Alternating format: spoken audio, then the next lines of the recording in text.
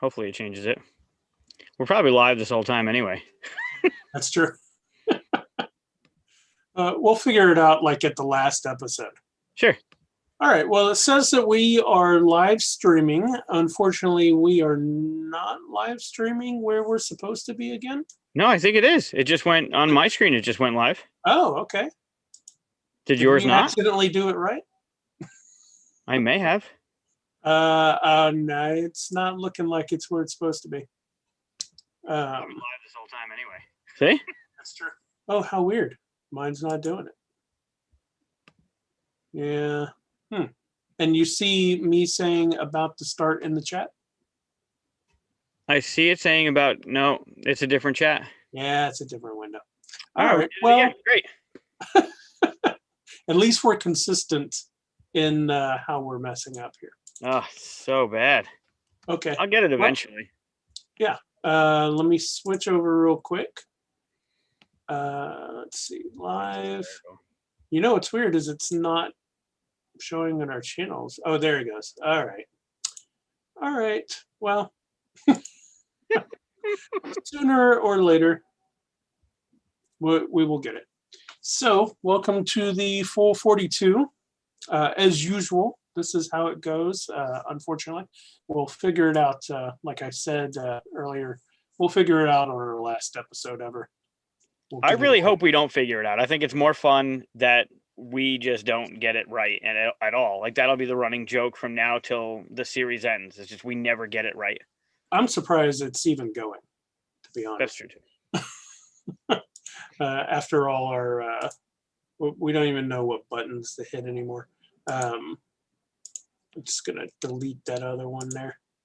There we go. All right. That's hysterical. So if I click on the one that we posted earlier, nope, it says video unavailable. Yep. So that means I should post this. We do have a Facebook group, by the way, and that should be or will be eventually in our description here if you're not watching live. If you are watching live, I didn't put it in there yet. But I'm going to put this in there right now. No, I'm not, because it doesn't have the right thumbnail. We'll figure it out. Oh, I love it. I absolutely love it. My mom's watching this right now or listening to this right now and just laughing her ass off. Great. Yeah, one person. I hope they're enjoying that. So, okay. Well, glitches, besides glitches, what else we got going on today? So we're going to start with our normal guessing wrong about each other, which will be fun. And then I think we're going to talk about cartoons that we watched and had an impact on us growing up, and then components and upgrades in games. Great. I finally completed the cartoon drawings of you and me. I love it. And should be on the thumbnail eventually. They're fantastic. Yeah, those were fun to do. Maybe if I have time, eventually they'll change. I got a hat to put on you. Things like that. Got to keep you on your toes. It doesn't really look like a hat yet, so we'll see how that turns out. And it was great because it ended up being finished right before we were doing the cartoon episode. Yeah. So perfect. It's like we planned it, but we didn't. I say we planned it. Okay, yeah. If we were editing anything, we could go back and say that. Sure. So yeah, our guess is, do you want to go first or me? I'll go. All right, go ahead. So I'm sure at some point we're going to talk about WandaVision today, because we didn't do it really at all last week, and a lot of stuff happened. Over now, yeah. Yep. So my guess ties into a little bit of WandaVision, not specifically the episodes, but if you were the all-powerful and you could create a world in which you lived. I know we kind of talked about this last week with which sci-fi or which movie thing you'd live in. Which decade? Like, not that you were living in a sitcom specifically, but if there was a decade of stuff, where would you put yourself if you had those powers? And my guess for you would be the 1960s. Hmm. It's interesting. Can I ask why the 1960s?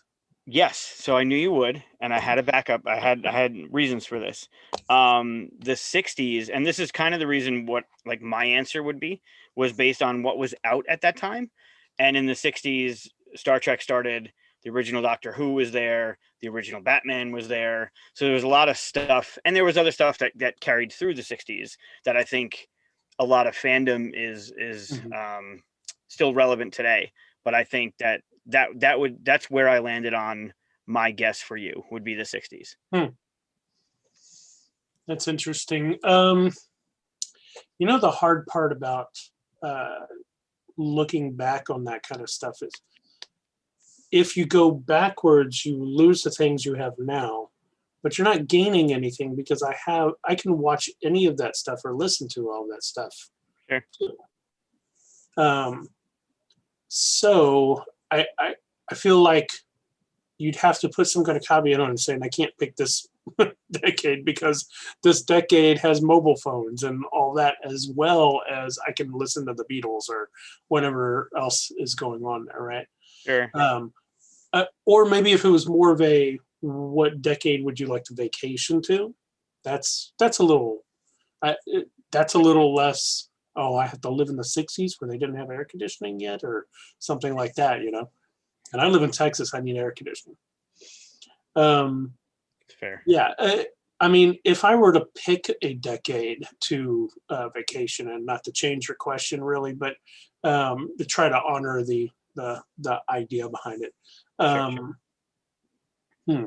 I'm assuming you're saying in the last 100 years because of the TV thing or something. Like I I can't would get back to say. Roman times or something. I mean, you could. I don't think you would. Yeah, Although that'd that'd be be fun. interesting. But like, yeah, you'd go back. It's not like Back to the Future where you can like hop in the DeLorean, knowing the stuff now, take an atlas with you, and like all that stuff, just to relive like when things Hmm. were happening around you. What decade would you pick? I'd say the '70s. Hmm. And it's only because so like the first part of the '60s um, still has the doo wop and all that kind of stuff, which is fun. It's bubblegum pop kind of stuff to listen to and all Elvis and things like that. It's only the very late '60s that get interesting with Star Trek, and then even getting to the moon, and even the music starts changing. Right, right, Like the Beatles change over to the more psychedelic Beatles. You get the Doors in like 70 or 68, something like that, I think. So I think I'd rather just be at the beginning of the '70s so that I'd still have the Doors, I still got the Beatles, I still got all this stuff, but they're like at the best part of where they are. I don't remember exactly whenever Star Trek ended. It was right around there. I'd be getting reruns at least, right. you know. And also, I don't think there was any access to Doctor Who over here during that time because it was all BBC stuff, and it's all analog at that point. Um, but that'd be something fun to watch, and especially since you can't get a lot of that stuff anymore. Um, but yeah, close, and for the same reasons. But I'd move up one decade because the music's a little better, and well, I wouldn't get into the disco part of it and stuff, but I still like that music for just silly music and stuff. But yeah, I'd go '70s Hmm. again, just to visit. Sure. Okay, that's fair. Yeah, and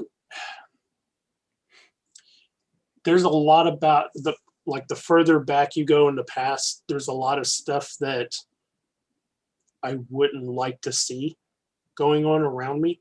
Sure. Not to get too serious or political or anything like that, but you know, visiting's one thing, but living in that time, I'd have a hard time. Sure. You know, uh, and that's just me. Um, all right, so what decade would you pick? '70s. Oh, Late, really? kind of for the same reason. The late '70s, but the '80s kind of shaped me, and I think the '80s were the best. The '70s, and I'm on the opposite side of you. I love disco music. I don't love. I like a lot I disco like music. disco. I like disco music. I It just, gets, I it gets wouldn't me moving. dress in the outfits and all that. Sure, Is what I mean. sure. I don't see you rocking bell bottoms and The yeah, collars. yep. Yeah, there's something about that music, the beat, like it just gets it just the foot tapping and everything. But the late '70s, you got all those shows, the Dukes of Hazzard, even Dallas. Mash was still going. Mork and Mindy, WKRP. I remember all like just watching all of those shows, leading right into early '80s. I mean, obviously the Star Wars '77, but Right. then the '80s was Oh, just. I didn't even think about being able to go see Star Wars for the first time in the theaters. Mm-hmm. Yeah, it's got to be the 70s. Yeah. And Superman on top of that. Yep. There's a lot of great movies from the 70s, right? Ooh, Yep. I didn't even think about Absolutely. movies. Yeah. And you're right, the shows are better. I mean, like what you have in the 60s that was great, like Bewitched or I Dream Yeah. of Jeannie, that kind of stuff. Yeah. That's okay, Sure. but it's good. Yeah. I think the '70s were just plus. So the list that I wrote down for the '70s, I had the Muppets, Mork and Mindy, Dukes of Hazzard, Dallas, Love Boat, WKRP. Those all carried into the '80s as well. So they started in the '70s, but went into the '80s. So Oh that man, period. you mentioned the Love Boat. My brother, I'm letting my brother use my CBS, now Paramount Plus access. I let him use it so that he could watch the new Star Treks and the new Picard, right? Mm-hmm. And what not instead, he watched those, but now he's rewatching from start to finish all the Love Boat. And he is watching it. Like it's not like he just has it off to the side or something. He is posting sometimes on Facebook. I'd love to be able to put stuff on here. Like, oh, I saw there's one post where he talks about there's this lady reading a book and he got interested in what this book was. There's just somebody by a pool or something that I went by. He got interested in what this book was, and he did some research and found out that all these other shows had this same book in it because it's some prop that the studio used. And he like followed the use of this book everywhere. I was like, oh, I got to restrict access to just for his own sanity. That's Love funny. Boat of all shows, but yeah, there's a lot of silliness that comes from the 70s, of course, but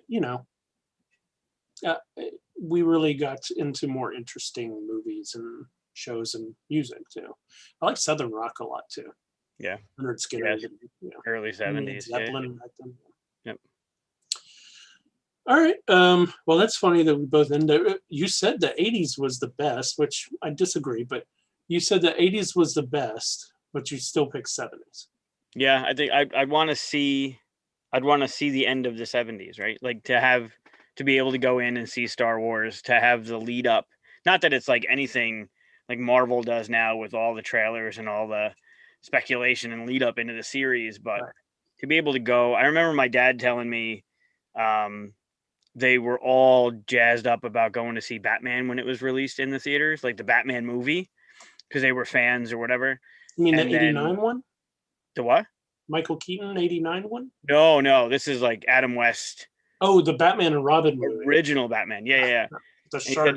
they took off from school, they went in, and they were like, "What the hell did we just watch? This was just like the whole story he told was just how bad it was, and it was all like hyped up, and they were looking forward to this great. And then he's doing the dancing thing on the theater, and they were like, they had That's funny. yeah, That's funny. Well, they should have known. You mean like the trailer didn't like match up with what kind of silliness the movie was? I don't know if the trailers were really like watched or that big. Yeah. Have you watched some of the trailers for past movie, like even like Die Hard or Pulp Fiction, Oh things like yeah, that? oh they're They awful. were horribly put together. Yeah.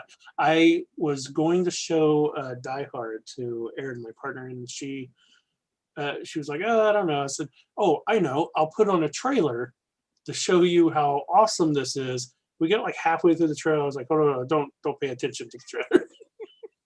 It looks so bad." Yeah, Yeah, that's funny. just didn't match up. And you could tell, like, back then the trailers were made by people who had no idea what this movie was about. Like, they Sure. were given some little quick blurb, and then they got some cool guy to say the quick blurb, and that was it. Yep. Yeah. So, why is the 80s better than the 70s?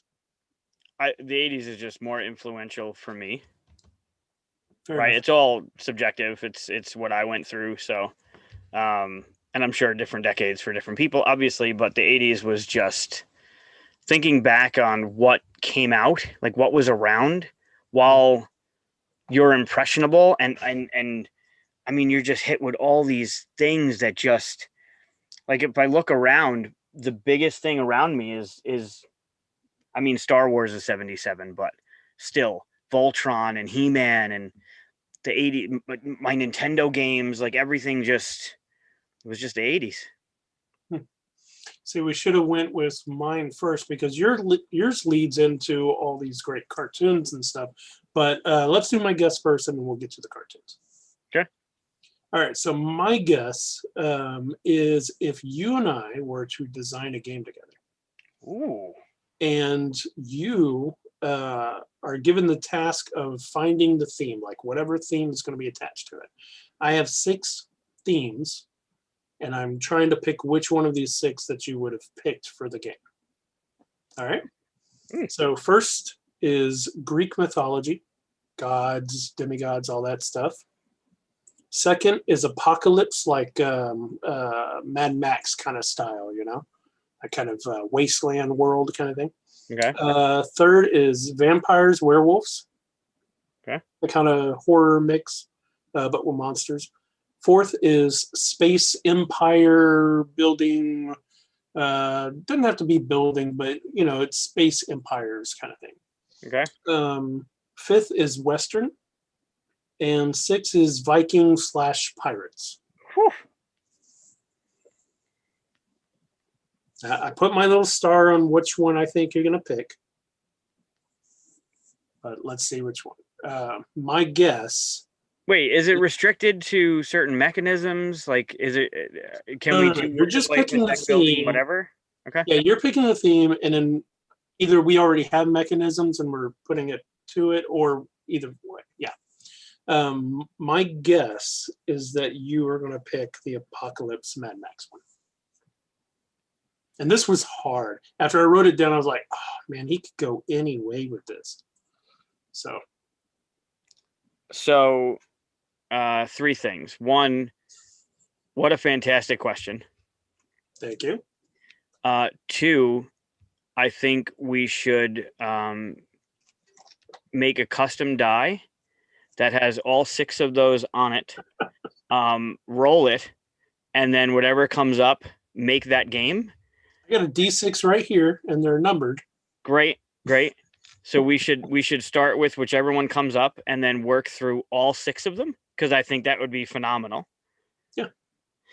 And 3, the Apocalypse one would be fun, but I'd have to go Greek mythology. Really? Yeah. Awesome. All right. Cool. Okay. You know what's cool about that is that's my first pick too. Yeah, that would be a solid number. I mean, by a slim margin, any one of them, but it would be Greek mythology. Rick Riordan's The Lightning Thief, the Percy Jackson series. Okay. So you're thinking like modern Greek mythology added to modern day, or like go back and do old stuff? I think, I mean, either, really. They'd both be fun. I'm working on a game now that has elements of Greek mythology in it. But that it wouldn't be a modern thing. I think it would be really fun to do something like, I don't, like a person, not Percy Jackson, like the IP kind of thing, but like the influence of Hades and Zeus and Hera, and having the Apollo, like having them influence what's going on. Like that would be super fun for me. That would be super fun. I once tried to design the Iliad as a game. Wow. Which is you played the gods, and all the pieces down there were the demigods, the heroes and all that.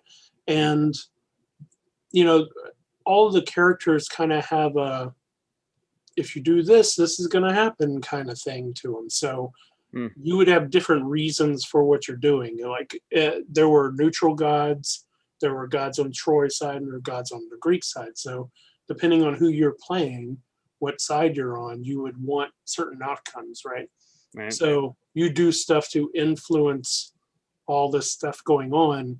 So I do whatever my turn was, and I know what all that is, but I'm not going to explain it here. But I do whatever my turn is, and then step back, and the game board would kind of adjust to what I just did. Maybe I, got Paris all riled up, and he gets up there and shoots bows or something, and hits Achilles because of it, and that causes all this other stuff to cascade. It was really hard. I never finished it because it was really hard to get that whole process set up to where it didn't feel fiddly. It'd be fun to revisit it, but sticking to it, trying to stick to the Iliad and what it was all about and stuff, it got a bit cumbersome to try to stick to that. I like the idea instead to kind of like create my own story or something using the Greek mythology. In fact, there's a video game I've been playing called Phoenix, Immortals, the Phoenix Rising, I think it's called. It's really, really good. It's kind of like it's almost like a ripoff of the Zelda Breath of the Wild game, where it's got a lot of the same, I guess, mechanisms, if you want to go that way with video games. But it's all taking place in the Greek mythology world. That's cool. And so that's kind of like why my brain is all in there right now. So. Yeah. I love one of my favorite video game series was the God of War series. Modern series, like obviously the classic Zelda and the Mario, and even dating back to Rygar was just a great game. But those elements of like mythology were in there. And I think the first time I played God of War, it just like with the Hydra, and it's just amazing. I love the lore of that. It's actually one of the components for later on in the episode. I played a game called Flick of Faith, which is there's 4 different not factions, but Ra's in there, Viking lore is in there, the Greek gods are in there, and you're kind of vying for area control of a map, but it's a flicking game. So yeah, it's funny that you brought that up because that was something I wanted to talk about later. Oh, okay, cool. Yeah, but I love the idea of all 6 of those things being a thing we do. You want to see just for fun what it would be? I mean, yeah. What was your pick? What did you think? You thought like it was? I said, I would have picked Greek mythology as the first one. Okay. So that's pretty cool. But just see what the die would say. 1, Greek mythology. Get out. All right. Well, it's destined. That's destined. It's fate, Chris. It's fate. We might have to do that then. Okay. Wow. Right. That's awesome. That is pretty cool. That's not good for my die. I need higher rolling dice, but that is great. Yeah, that's cool. However, back to cartoons. Yeah. Speaking of the 80s cartoons, that's where I think you're going to be hovering most of the time, right? Yeah. So this is your subject. You typed in here, cartoons that shaped us. I'm curious, what is the first cartoon that pops into your head when you think that? That's hard now because I've been trying to re-rack my brain on stuff to talk about tonight, but typically the first one, well, not typically. Lately, it's been Thundercats. Typically, it would be He-Man. That's weird. Okay, so for me, again, He-Man as well. Yeah. However, I actually think I watched other shows more than I watched He-Man. Because, back then, you just kind of watched whatever was on, and I was a little kid, so I didn't keep a real schedule or anything. Sure. But I'm pretty sure I watched, like, Thundercats more. I watched, Teenage Mutant Ninja Turtles is kind of early 90s more, right? I think it came out like 89. I think it was 89, yeah. But I know there are other shows I watched more of, than He-Man, and I definitely watched He-Man. But for whatever reason, whenever you say, when I read that, the first thing that popped in my head was He-Man. I think it's just because it has such a unique world. Sure. Such a weird mix of future technology and barbarians and magic all together. Just weird. Yeah, and Thundercats had the same thing. It was a little different, but they still had the portals and the magic too. Oh, we got Peter in the Discord talking to us. Yeah, I see that. Hi, Peter, if you're watching. Yep. Oh yeah, I don't have the chat up. I said I had one job. Okay, there we go. You do have one job. Hi everyone. Sometimes you have to get these started. So that's hysterical. So yeah, He-Man is the first thing that popped in my head when I read that. Nice. Which is strange, like I said, just because I don't think I watched it as much as I watched all the other stuff. Thundercats, Transformers was a big one. That's another one. Even G.I. Joe, and I really only watched that because my cousins were huge fans. I was okay with G.I. Joe, but it wasn't a big one for me. Okay. Were you a big G.I. Joe fan? Did you have the toys? Oh my God, I still have them. Absolutely. You still have the original G.I. Joes? I do. I mean, you don't have like the 60s or 70s dolls that were like this big, right? I have a couple. Really? Wow. Yeah. And a little, like, it looks like a little ammo crate. But I have one or two that are full, that are complete. That's pretty cool. My cousins had I think it was some kind of big submarine thing or something with the G.I. Joes, you know, the rubber band guys that you pull apart and had a rubber band holding their weights together. Oh yeah, and they rot out. Yep. Yeah. Oh yeah, you twist them a lot and let go and they'd spin around. Yep. So my favorite toy, I still have all my He-Man, I still have my Thundercats. I mean, I have all of that stuff. But my favorite was the aircraft carrier, the G.I. Joe aircraft carrier. Yeah. Oh, it was like 6. Oh, maybe that's what I'm thinking of. It was like this great. really big thing. It had different levels to it. Yeah, it did. But it was 6 feet. Like, it was long. Oh, okay. No, it wasn't that big. It was, I was a kid and it was like this big. So it was probably more like this big, you know? Yeah. Yep. Yeah, the toys, which is another thing that we can talk about on a future episode. But the toys today, I know you got the Black Series, and the Black Series is really top-notch kind of stuff. But man, the toys back then in the 80s were just stellar. I mean, everything was great. Maybe not as detailed as they are now because of technology, but going through the toy section in those stores was like, it was just amazing. And now you go and you look and you're like, meh.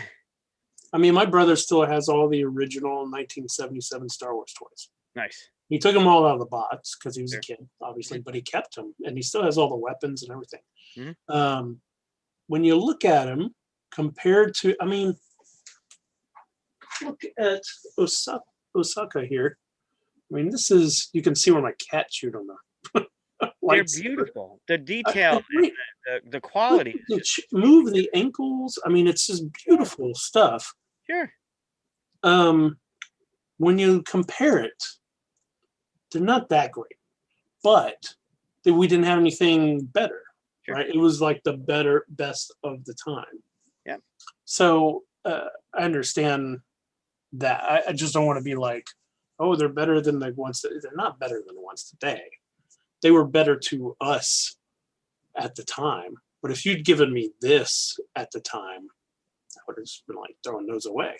Well, of course. But going into the toy section or the toy aisle back then, it was never underwhelming. It was always full. There was always cool shit on the shelves. And now it's just like, what am I looking at?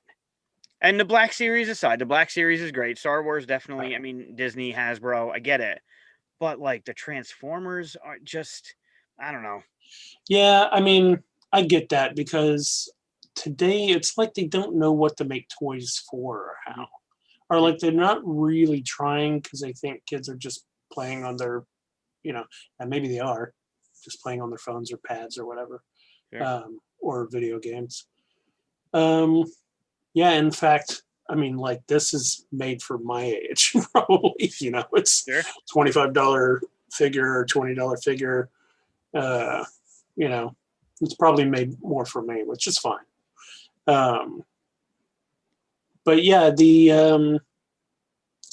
if I was in the toy industry right now, we're moving over to toys instead of cartoons, but it is all tied in because He-Man, the cartoon, came from toys, which was backwards. Mhm. They created the toys first and then created the cartoon to sell the toys. Sure. So, you know, it's all kind of tied in, especially if we're talking Mhm. about 80s stuff, right? Yep.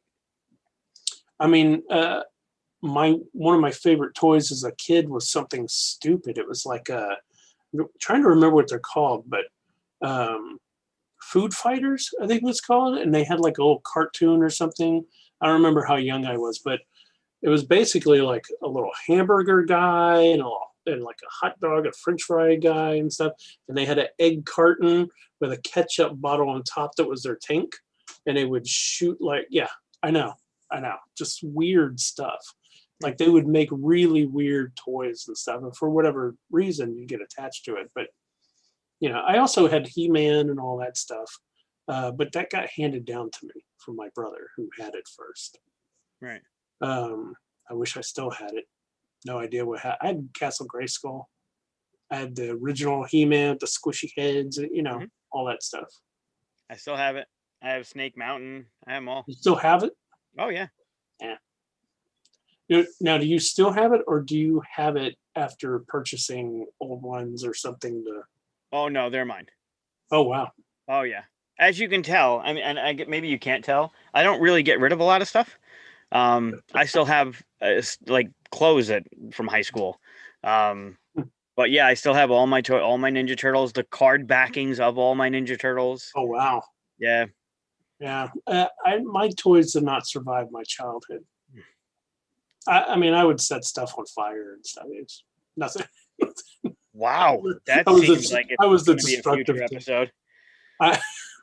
I remember having little miniatures. Actually, I remember taking these from my brother who left them behind. I remember having little plastic miniatures. I would set them on fire and then shoot them with BB guns, and they would explode. So yeah, no toy really survived my childhood.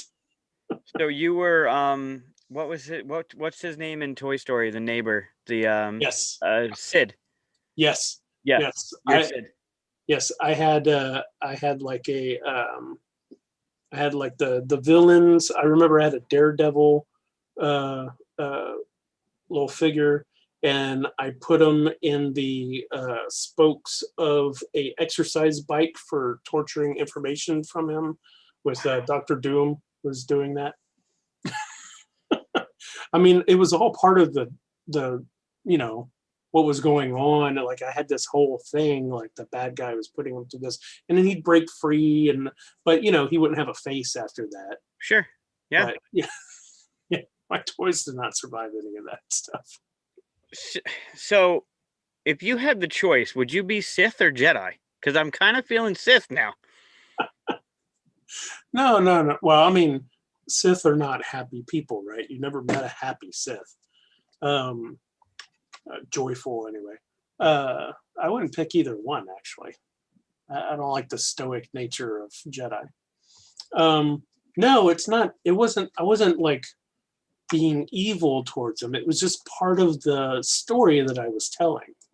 Sure. You know, because you got your toys and you'd be like, oh, I get mad, blah, blah, blah. Well, I'd take it further than just banging them together. I'd be like, I've captured you, tie their hands up and then hoist them up into a tree. And then, you know, and then they'd break free and they'd, you know, capture the bad guy and, you know, all that stuff. Yeah. I get it. You're zip tying figures' hands. Yeah, I get it. Wow, that's some deep stuff right there. Yeah. Well, I mean, we didn't have video games, so. Or I did. It was just Atari. Yeah, Pong. I still have my Pong.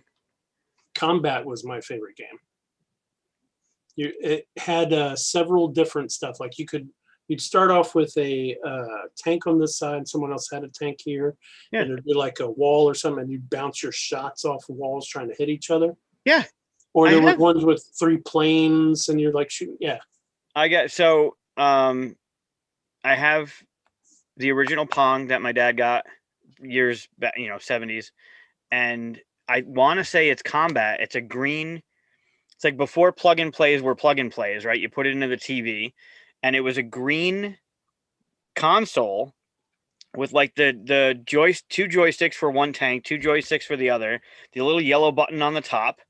And Wow. when you're describing, initially I thought tanks, and then you're bouncing them off, like you Right. move forward, you can rotate, and then you shoot around. I still have that. Wow. Yeah. I mean, when I say Great. me playing guitar, I'm playing my brother's guitar. He's 7 years older than me. So he got all the stuff and then it got handed down to me, right? Sure. But the one I was talking about is the one that has the little box with the one red button and the joystick, right? Atari. Yeah. Yeah. Yeah. Yeah, I think they made it into its own like Really? plug and play system. Huh. Yeah, That's I'll gotta find it. I'll show it to you. I'll send a picture. That's so funny. Yeah. Oh, and there was also Pong. Yeah. Not Pong. I'm trying to remember the guy that Pitfall. That's what it was. Oh, You sure. ever play Pitfall? Yep. So, like for those who don't know, Pitfall, you would just run and there'd be a pit or a lake or something where you got to jump and go whoop across, and then you just move on to the next screen, right? And when you begin the game, you could go left or right, and like all Atari games, you just keep going until you die, and then whatever your high score is, that's what it is, right? Mhm. We had a friend, or my brother's friend, said that he played Pitfall and went far enough to where he came to this golden city. And we were like, what? And we would play Pitfall for hours. And we'd go and go and go. And then finally we said, well, maybe we should have went right instead of left. So then we try it the other way. But it wasn't until like years later, he was like, oh yeah, that was a lie. We just spent hours and hours and hours playing that game. Oh, that's great. So I also had ET, the Like the worst, figure? the worst video game known to man. Oh, the game. Yeah, that's Yes, very bad. the Atari ET game. I had that game. I played it, not knowing, of course, that there was all this, all these people hating it and stuff because you don't have the internet as a No kid. internet. Sure, yeah. No, Yep. all you know is what your little group of friends are saying. Yep. I didn't have that many friends growing up because I was all shy and stuff. So Because you're putting your toys in bike spokes and burning their faces off. no. I didn't burn their faces off and stuff till I got a little older. Mm-hmm. So I had access to fire. I get it. But yeah, we got way off in the toys. Not way off, really. They really are associated. I mean, you're talking about Transformers. I love that cartoon. Yep. The whole Starscream and Megatron fighting amongst themselves all the time was great. And Yep. I usually disagreed with Megatron. I thought Starscream had better ideas sometimes. Sure. What are your thoughts on the GoBots? Do you remember those? I do. I remember thinking them as posers. Yeah, sure. I was like, no, you're not Transformers, and that was it. I didn't want to know about it and stuff. I remember, like, I'm sure some like aunt or grandparent or somebody just got me GoBots because they thought it was the same thing. I remember getting me like, you're not Transformers, into the bikes with you or whatever it was. Yeah, they even felt cheap, right? Like I remember I had a motorcycle and maybe it was a helicopter, but they just felt like at a young age I knew like I got to be careful because I feel like they're gonna break. Yeah, I remember my cousins had Optimus Prime from Transformers, and it was just a beautiful thing to take. Like it felt like you were doing a puzzle, right? Mm-hmm. Like putting it together to make that truck. Oh, it's great. That was great. Yep. And that's the kind of thing like, you could really have it going and then the other thing come in and you transform. Like that's part of what I was talking about, where you have like your own scene happen and stuff. Yeah, I love that. Same thing that happens when you play a worker placement game and you're moving the worker onto the space, and in your head there's this thing going on. I get it. It's the story that happens in your head when you're thinking of things. Yes and no. It depends. It just depends on the game. If the game gives you a little something to work with, yeah. I mean, like Lords of Waterdeep at least gives you those quests and stuff, so you can think like, oh, I'm going here, and this is called this and that inn, and that's where I'm getting rogue, so it must be kind of a seedy place. You know, if you think about it and all, there's a lot of worker placement games where I'm like, I guess I'm a president and I'm going to this business or something. Like it's not, doesn't really give you anything, stuff like that. But Sure. But all right, so cartoons. Let's bring it back to cartoons. Okay. If you are, if you already said He-Man is like your first one you think of, but what's your favorite one, or is it still the same? No, well, you should know this by now, and maybe some of the viewers know this. I have a really hard time picking favorites with that kind of thing. It's usually the most influential, and I still think He-Man is probably the most. But you can go in so many different directions. The G.I. Joe, the Transformers, the Smurfs, the Gummy Bears. I mean, there's so many different pieces that are just as influential as the next for me. All right, so Teenage Mutant Ninja Turtles was a pretty big one for me. Yep, same here. Had a bunch of the toys. Both I spent a lot of time as a kid with my cousins. We all three loved them, watched them. But that was like 89, 90? Yeah. I think. Yeah. Whereas He-Man and all those are much younger, right? I think like 84, maybe. I want to say 83. 83, something like that. So what was in between, cartoon-wise? Because early on you had He-Man, you had Transformers were right about the same time, I think. Yep. Right. So what was in between that we were just watching repeats of Voltron and older stuff. Even Voltron was later though, wasn't it? So looking at the list, the Transformers were 84, He-Man was 83, Ninja Turtles were 87. I think the movie was 89. That's why I'm getting tripped up with the 89. Thundercats were 85. Where's Voltron? 85. I would have put them a little older. Voltron was 84. For us, right? I mean, because I think Voltron was in Japan in a different form or something before that. Oh, maybe, yeah. Or maybe I'm thinking of something else. I might be thinking of Power Rangers, which is not in my area of growing up. But original release date? No, that's wrong. Man, you even talked about the Smurfs. I remember going to see the movie The Smurfs when I was little. Oh. The Smurf movie. Like the part live action Smurf movie? How? No. Like they had a cartoon, like while the cartoon was still happening, they had a cartoon movie, which is usually what kills the cartoon for whatever reason. I don't know why.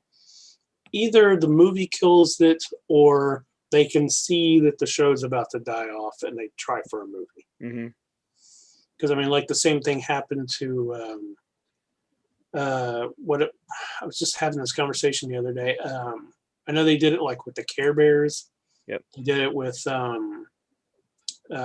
even South Park felt like it kind of died off a little. I mean, they're still making new ones, but it just kind of felt like nobody talked about it after the movie, Yeah, I think it's making a huge comeback, especially over the past couple of years, and especially in the board game industry because Matt and Trey had that episode, and it's pretty cool that happened.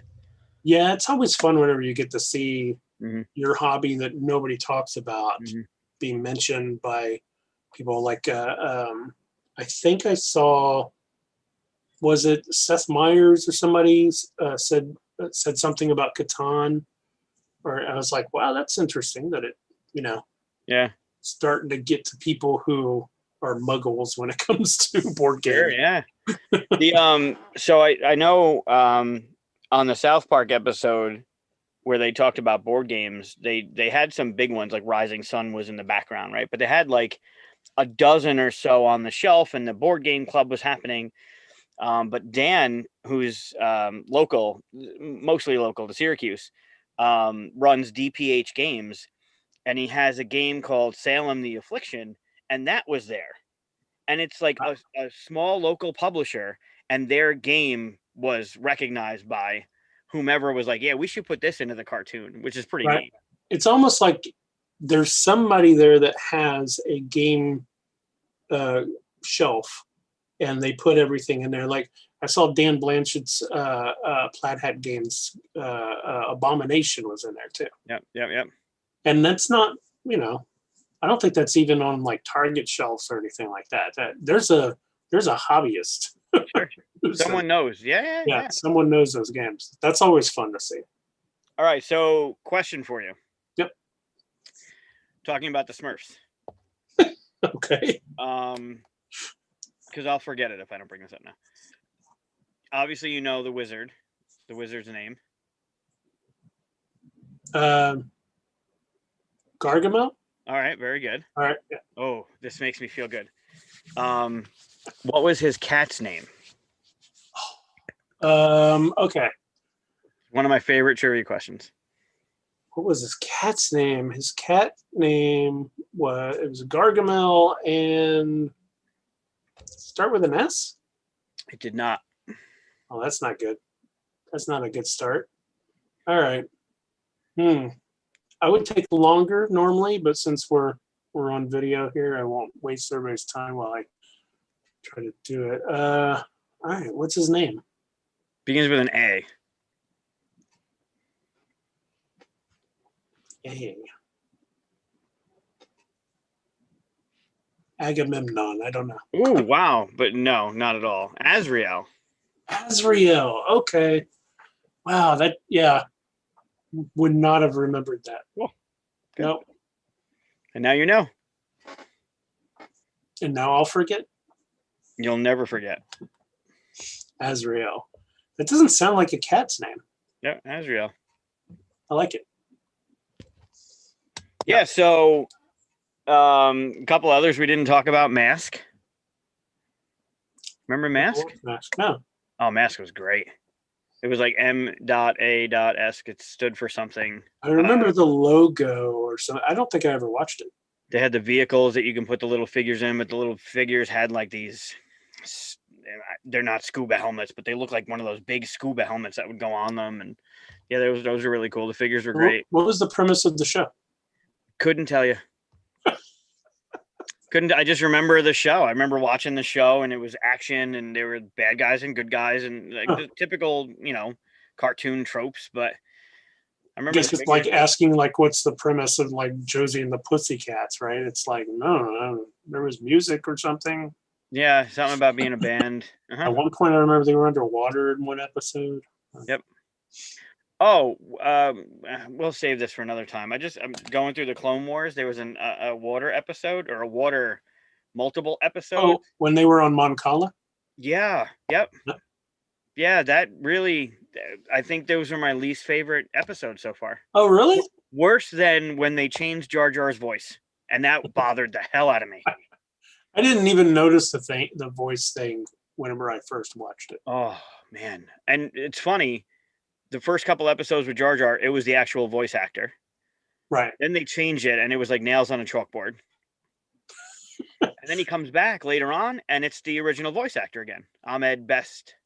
I guess they weren't able to get him or something. For those episodes? Yeah, probably not.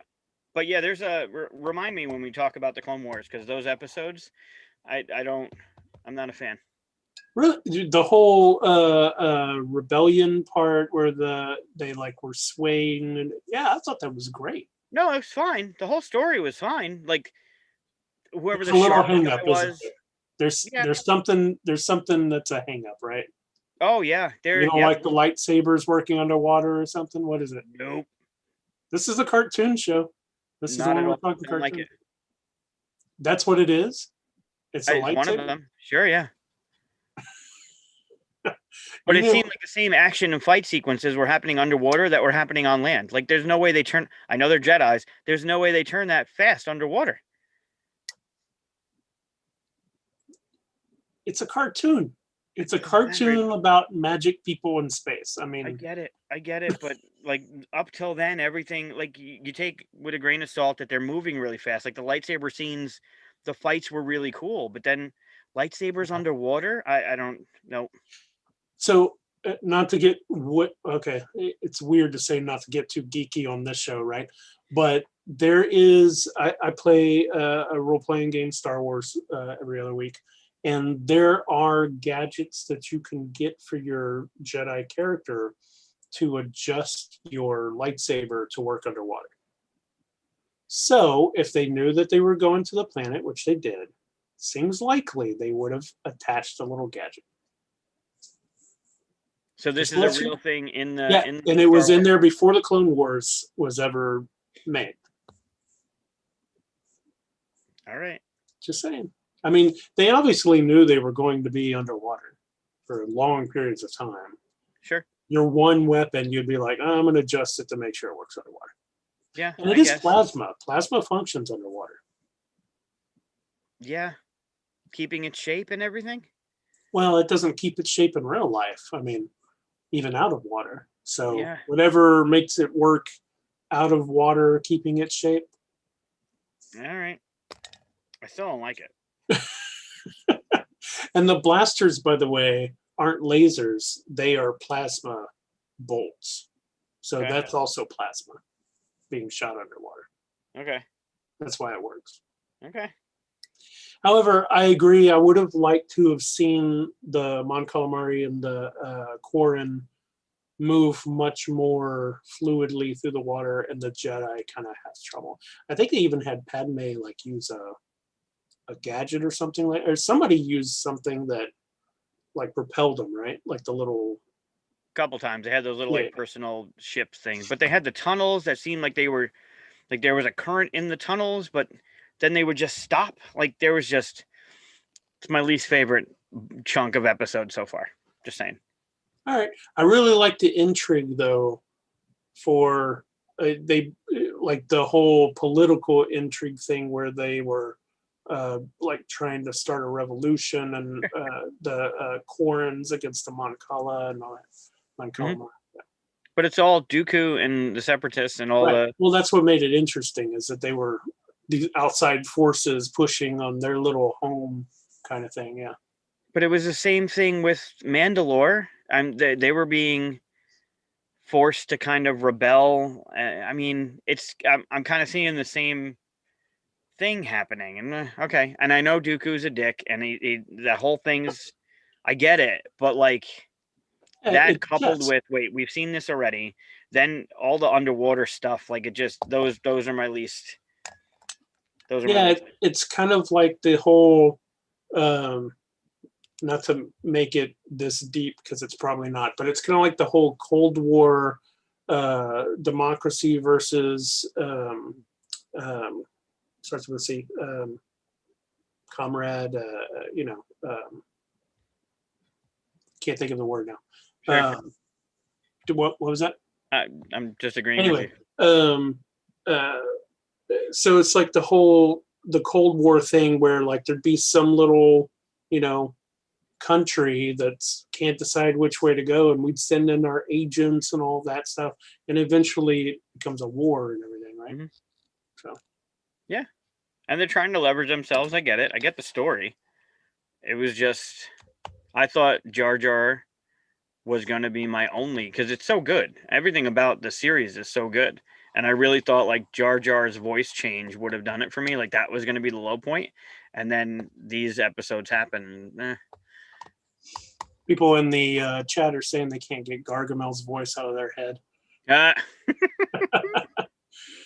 Oh, and asking about gummy bears. I never watched Gummy Bears when it was out. I only even knew that it existed till after all that stuff. Did you watch Gummy Bears? yeah, I did. It was like it almost was like a Dungeons and Dragons, like more fantasy, right? Because the gummy bears were not real. Speaking of Things. Dungeons and Dragons. Right. cartoons, Yeah. Yep.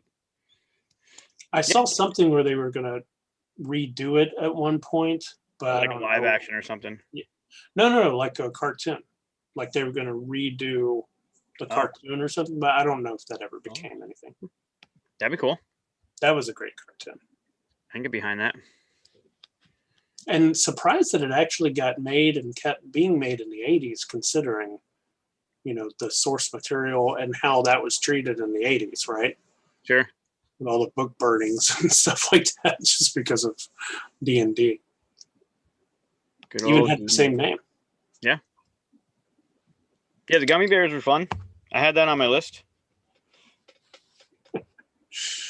And now we got them saying running here and there and everywhere. Yep. We got Daryl Andrews in the chat. Oh yeah, the theme song was yep. Yeah, I just never even knew it was a show. Oh, totally. Daryl said the if you give it a listen, it'll haunt you forever. It definitely does. It's one of those things you don't forget. You just don't forget it. I almost asked about something that's not a cartoon, so I don't think it counts. So I can't ask about it. Ooh. I know. I don't care. Did you ever watch Fraggle Rock? Fraggle Rock. That's what I was gonna say. It was a Fraggle Rock related. Yep. Because you're talking about songs that like get in your head. I still get that song in my head. Yeah, you can't forget it. So that's one of my other favorite trivia questions. So there's the cat in the Smurfs, which you didn't get. Right. What's the dog's name in Fraggle Rock? You were gonna ask that. He's always yelling at him. Yep. I have him over here in a pop figure too. Really? I do. I should have prepared for this. I should have studied. Although I wouldn't have thought about Fraggle Rock. It's not a cartoon. So think of the opening, right? You're in the old man's study, right? Yeah. And then the dog comes in and starts barking and sniffing. Barking at the hole. You go into the hole. Yeah. Yep. And the old man says, I don't know. Is it like Oscar or Grover or Cleveland? I don't know. Did anyone say it in the? Somebody know it in the chat? No, not yet. I want to see if anyone did. Yeah. Don't. Let's see who gets it in the chat. Or if I can get it before they do. Someone say Dale. That's not the dog's name. No, Chip. I think you're talking about Chip and Dale. Oh. The cartoon, not the dancer. Right. Yeah. I did watch some of those. There wasn't a lot of Disney. Well, no, that's not true. Scrooge McDuck. Yeah, DuckTales, man. DuckTales. Absolutely. Yep. Oh, and then, okay, I don't remember the dog's name. And they're not saying it in chat, even though I think we got like a 20-second delay. Well, plus they could Google it too. That's true. All right. What was the dog's name? Sprocket. Sprocket. Yes. Sprocket, old boy. Yes. Mm-hmm. Man. So there you go. Azrael and Sprocket, and there will be a quiz later. I can't believe I forgot Sprocket. Mm-hmm. Man. Who's your favorite Fraggle? Wembley. Oh, really? Oh, yeah. Absolutely. With the Hawaiian shirt and like my least favorite. Okay, that makes sense. So much Hawaiian shirt. Do what? He was so much fun. He was like the coward and the worrywart and stuff, right? I guess. Like he'd tremble all the time and tell what's his name? Not Gimli. Gomer? Gober? Yeah. Tell him like don't go out there and all that stuff. Red was my favorite. Red was good. Yep. I mean, she was always the first to like go into the danger and do the silly things and totally courageous. Loved it. Yeah, Red was good. I like the uncle that would always send the postcards. They're saying dog from what? That's what they got to be listening. Well, yeah, I know they're having their own conversation in there. Perfect. Yes, DuckTales. Getting back to DuckTales. Ooh. Yeah, DuckTales was great. Yeah, I love DuckTales. I started watching on Disney Plus. They have, I guess it's a new one. Do they have a new DuckTales? Yeah. I started watching that. I need to get back into it. But from DuckTales, though, oh no, sorry, not DuckTales, but there was another show that I loved called Tailspin. Yeah, absolutely. Yeah, where they took the Jungle Book characters and put them into this crazy world of like floating islands or something, or Yep. it was just really tall islands. But the plane travel and all that stuff. I'd love that work. That'd be a great IP. That would be awesome. If somebody could get a license for that, I'd love to work on that. I love that stuff. Tailspin. Oh yeah, yep. Baloo and yep, absolutely. Yeah, the only person they didn't move over was Mowgli. They replaced him with a little bear. Right. I can't remember what his name was though. That was 1990. Was it? Yeah. Okay. Felt a little older, like 88, but yeah, that's all that time. Sprocket, they're yelling Sprocket. We are delayed. We do have a bit of a delay here. But Those yeah, are my two DuckTales favorite is trivia amazing. questions: the cat and the Smurfs, and the dog and the Fraggles. I do have a disappointment when it comes to the whole duck stuff, though. Do you remember Darkwing Duck? Oh yeah. Okay, so also Inspector Gadget, another cartoon, stuff like On my that. list.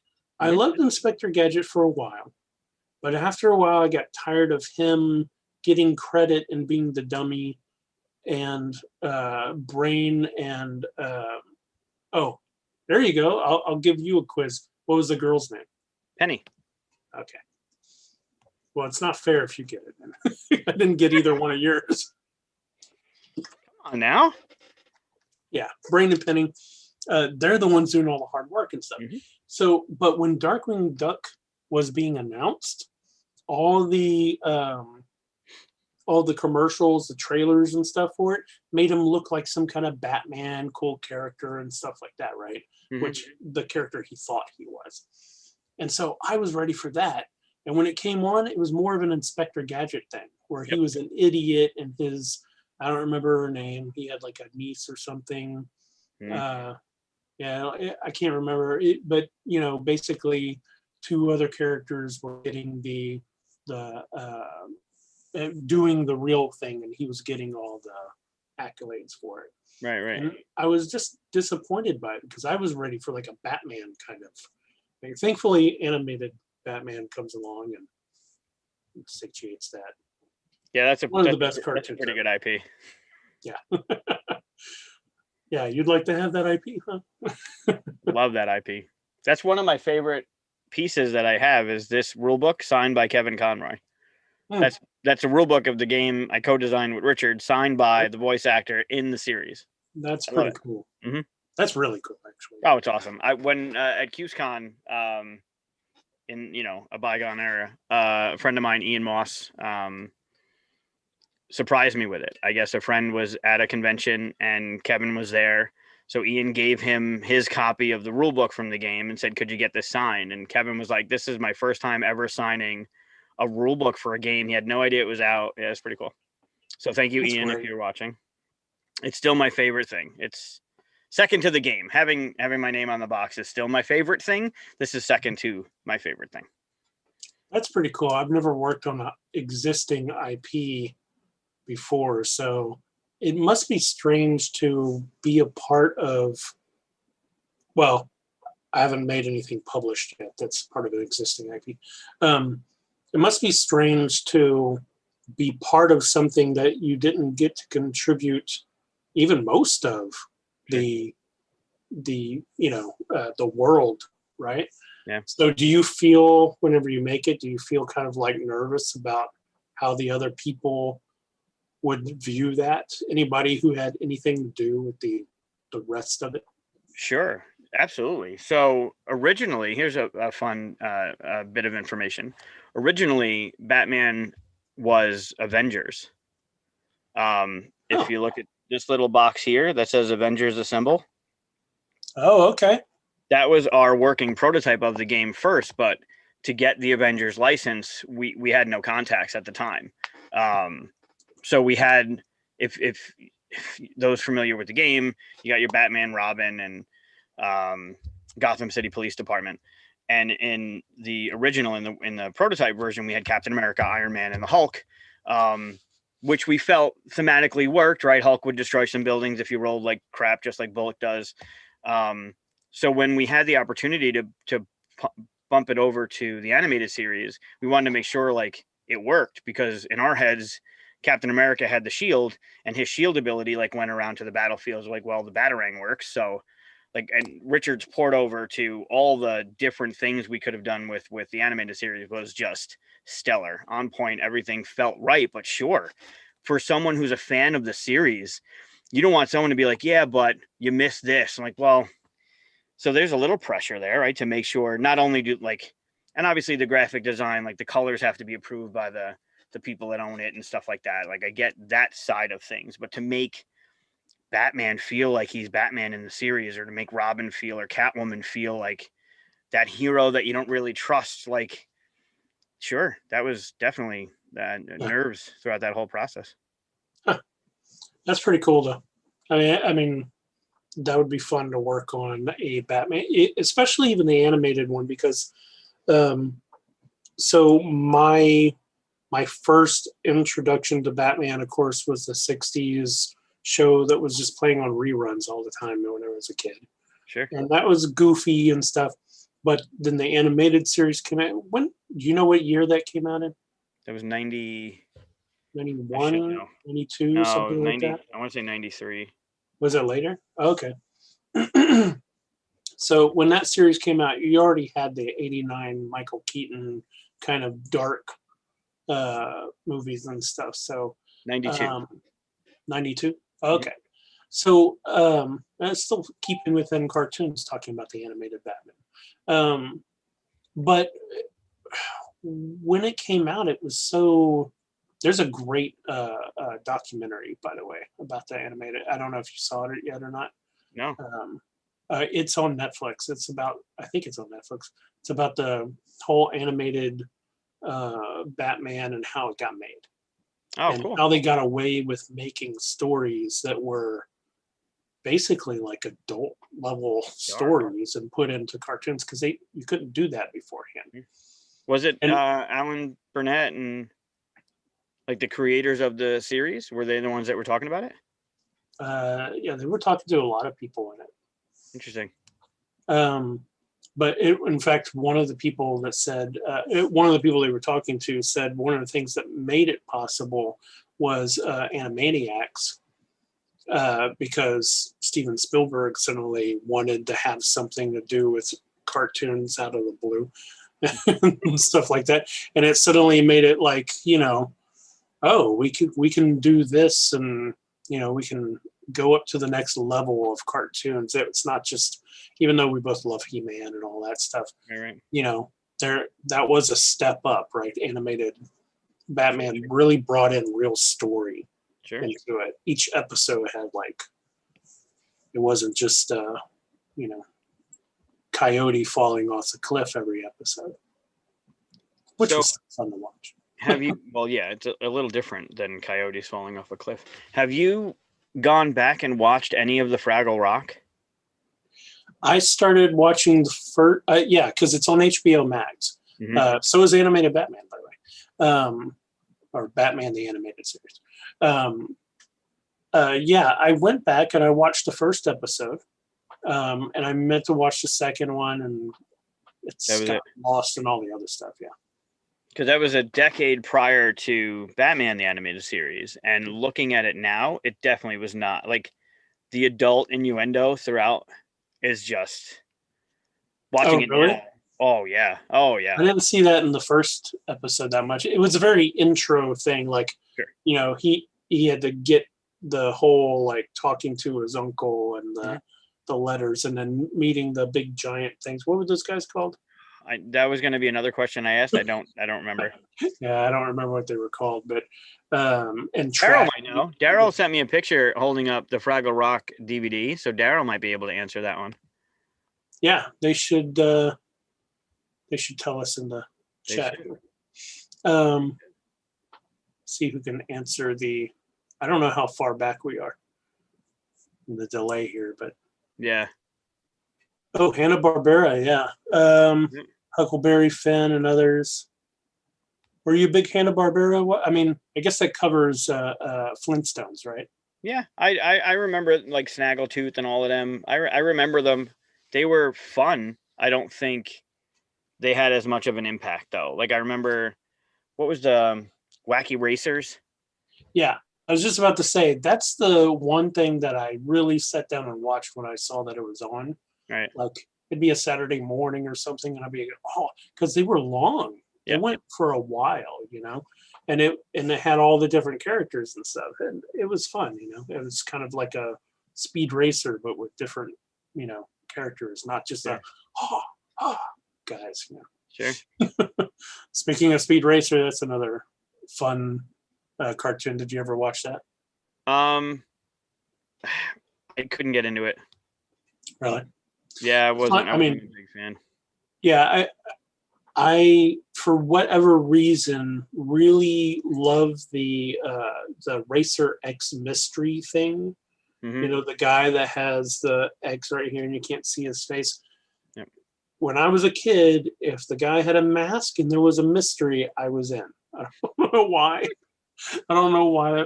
Maybe it was the whole Darth Vader thing, or I don't know. But and that's all it took was just like, what is this? And that's me. I'm hooked, and in fact, that's why I watched Inspector Gadget was because I thought someday they're going to show Dr. Claw's face, Yep. and I don't think they ever did. No, I don't think they did. Yeah, which is frustrating. Um, Huh. but you know, it, I remember watching it over and over. Go, maybe this is the time. Maybe this Yep. because Sure. again, no internet. Um, you know, if you miss it, you miss it. You just Sure. don't see it, right? Yeah. Yeah. So, Hmm. especially as a kid, it's just hard to see anything that you miss. So, I'd watched every episode just hoping that would be the one. Sure. Mysteries got to me. Of course. How about Scooby Doo? No, that's not the same thing. Plus, it's episodic. I mean, no, I mean, don't get me wrong. Scooby Doo was fun, but it didn't have the mystery. Is what I'm talking. Even Cobra, had the silver. Yeah. I Yeah. wanted to see the face. If you hide a face from me, I gotta see it. I Okay. don't know what it is, but that's why I'm watching. The minute someone's hiding something, I want to know it. Hmm. At least as a kid, that was enough to captivate me. Interesting. Scooby Doo was, you watched it for the goofiness or whatever, but Hmm. it was the same episode every time. Hmm. Okay. Although I would love to do like a Scooby Doo game. I say that, but like you've played Betrayal on House of Haunted Hill or whatever it's called. Yep. Betrayal is what we call it. Yep. I know that they did a Scooby Doo version of it, right? Yep. They are going to. No, it's out. I have it. Oh, okay. Mhm. Well, before they ever even announced that, someone had made Scooby Doo versions of it and stuff, and I printed them out, and I was like, "Yes, this is awesome," because it's perfect. It's like Absolutely. the perfect game for Scooby Doo. Totally. So even if someone gave me the IP for that, I'd be like, "But this perfect game already exists." It's and over here, Yep. I don't know what I'd do if to go around that because Sure. but yeah, watch Scooby Doo, Flintstones, which was Hanna-Barbera, right? Flintstones were never in the race stuff, though, were they? No, I don't think so. That was Why? no, they weren't. Yeah, I wonder why. Jetsons weren't either. Jetsons weren't either. Yeah, the Wacky Racers, those there was like a club, right? There were certain people that were in Right. there that weren't in other cartoons, even though Hanna-Barbera had this big umbrella of cartoon characters. I don't remember if there was Oh. ever a crossover with them. I always thought they were like kind of the like they might be in an episode or two every now and then. Like they had the villains and stuff, and I thought those villains popped up in other. I might have been wrong because, like I said, I mostly just watched the race ones, and then Yogi Bear, Mhm. Flintstones, and Jetsons are probably the main three that Sure. I watch. I don't think the crossover was big in the 70s, right? I don't think Hanna-Barbera universe Mhm. or a Barbera multiverse. I don't think that existed. Was Space Ghost in that? Space Ghost was, yeah. Yeah, Space Ghost was. Oh, was he in the race though? I think. At least a few of them. I feel like they were, or at least the kids with the monkey. Oh yeah. Yep. Somebody, Mike Vanderveen says Rocky and Bullwinkle. Never really watched that one that much. My brother did. I remember it being on sometimes, but Yeah, they were good. I can't get the horrible image of Jason Alexander out of my head from the movie. I don't think I went and saw the movie. Oh, I didn't go and see it. I remember seeing it somehow, and I was like, nope, this is not good. Yeah, I don't think I saw it. That's funny. Did he play one of the? Did he do the voices, or was he? No, he played Boris because it was a hybrid, right? It was Rocky and Bullwinkle were animated, and then Boris and the other one were live action. Weird. Yeah, it was. Huh. Wow. I do not recommend it. Can't all be Seinfeld, I guess. No. Oh, Seinfeld. Yeah, there you go. All right. Well, I feel like we could go on forever. We didn't really talk Thundercats, but I feel like we could go on forever with cartoons and stuff. But it is getting past. We are past the 1 hour already. We are. Before we get off of the cartoons, quote unquote cartoons, those giant things in Fraggle Rock were called the Gorgs. Gorgs. Oh, did you look it up or did you? I did. It was bothering me, so I looked it up. There was Junior. Call him Papa or Mama. I know you said Mama. I don't remember if the king was Papa or something to him. So yeah, I think it was Sir something. Yeah. Okay. What was Trash Heap's two rats' names? I don't remember that one either.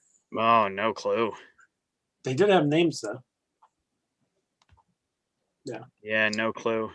Remember the little green things that used to build the stuff that the Fraggles ate? Yeah. Gozers? Close. What was it? The Doozers. Doozers. Yep. Yes. So close. Yeah. Did they ever sell those? How great would it have been to have little candy sticks that you could? Oh, yeah. I don't think they sold the candy. They sold the Doozers. The Doozers were figures. Oh, really? Oh, yeah. They all have names. Candy, like if you had little candy sticks that you could, like all you need is like sugar, right? Sure. Sugar yeah, sticks. like rock candy. You just lick them and then stick them together. Mm-hmm. I would have eaten that gross stuff. One day when we get into game design, I'll talk to you about the Doozers game that I have in like pre-production. Like that'd be cool. I think it's got something. It's a Jim Henson license, right? It is. Yep. Yeah. Yep. Well, they give them out to board games. I think is it Cryptozoic has Labyrinth? I can't remember who did Labyrinth. I think they also got Dark Crystal too. Who? They do, yeah. Okay. Yeah. Speaking of Cryptozoic and Batman. Oh yeah. Yeah. That Dark Knight game going on right now. Yeah. Yep. So to tie into our next segment of components. Great. And since Daryl's on the chat and you just mentioned Cryptozoic and that just sparked the light bulb in my head, the Dark Knight game from Cryptozoic has those sweet minis from the Dark Knight series. And one of them is Superman and you get to fight Superman as Batman, which I think is pretty cool. And then it's got all the different vehicles and. Well, that game should be over in like one turn, right? Well, yeah, because Superman will win, right? Yeah. I saw those minis. The abs on Superman are ridiculous. Yep. I always wondered how he got muscles like that if lifting things aren't that big of a stretch down.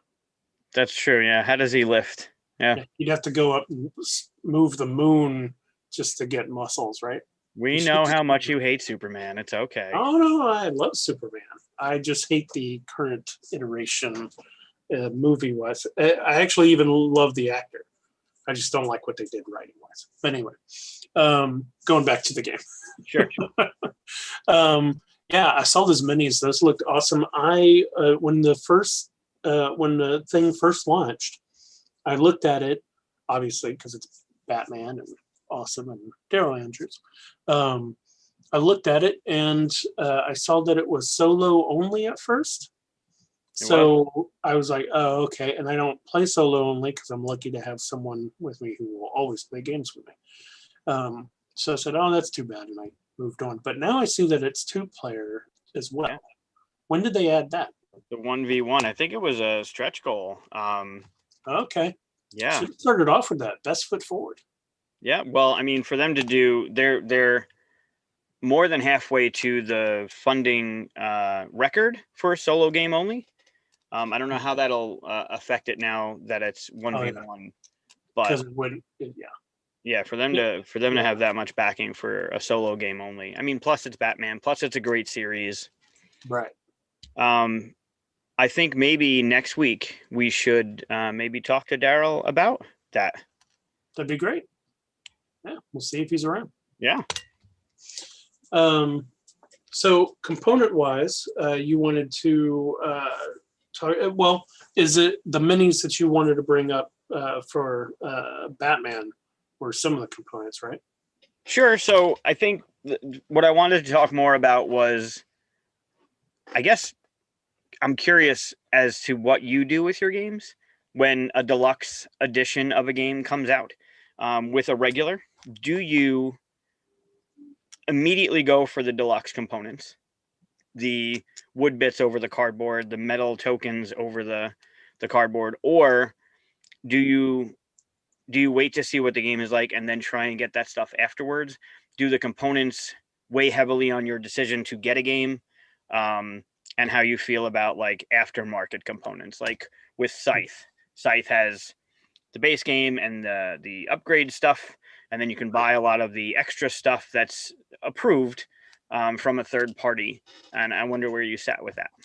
So I am lucky enough to be collecting board games at a time where I can afford it. If I had started this in my 20s, I probably wouldn't have much of a collection for a long time because I couldn't afford to do this kind of thing. But today, and I guess, are you talking more like Kickstarter? Because Kickstarter does a lot of the deluxe and then the non-deluxe stuff. Sure, today, or even something like Waterdeep, right, where you can get, like, the game is fully functional as cubes and the cardboard tokens for money. But man, you can get like the clerics and the warriors in little meeples and get the metal tokens. There's something about metal coins when you're playing with money. It just makes it feel better. Yeah, well, that's why I even have them for Troubles now, metal coins and stuff for them. Can't wait to get those. They're even more detailed. Not to digress, but they're even more detailed than these because I put some more design work into it and stuff. I thought this looked too basic. So well, plus that color blue that you have in there is just phenomenal. Oh yeah. The blue is so sharp. The orange came out better too. It didn't photograph very well, and this is kind of the orange, but I had it go a little bit more yellow. Actually, you can almost compare it to the Trouble behind it. Mm-hmm. I never showed you this. Oh, that's cute. It's really bright. I don't know if I can. That looks familiar. Is that from something? It is, but it's my first player marker for Troubles. Oh, that's funny. You don't need a first player marker for Troubles. I know, but I like having it on the table because it makes it stand out. It's from Chicken Little. Wow, you really. Oh, okay. Yeah, it's a little thing. It's a little bobblehead from like McDonald's or something from Chicken Little. Funny. He's my little marker for Troubles. Back to components. Yeah, when I go to Kickstarter and I see there's a retail or standard version or something, and then deluxe, and some of them even go to like legendary or something like that, right? Mm-hmm. I go look at the biggest one, and if I don't like what that is, I don't get it at all. Wow. And it's the whole FOMO thing, right? Because if I get the one without the coins or the one without that, whatever the biggest one is, those are the pictures you're going to see on Facebook. Those are the ones where people going, look how awesome this gold coin is. And you're like, I don't get that. And I don't have that is not the feeling that I want when I get a game. Mm-hmm. A game is it's superfluous. You don't need it. So if I'm going to get it, I'm going to get the best one, so I get the best feeling for it. Right. Otherwise, what's the point? Now I know there's gameplay. I should, as a designer, care more about gameplay. But if that was the case, we'd all just be playing on notebook paper with index cards, right?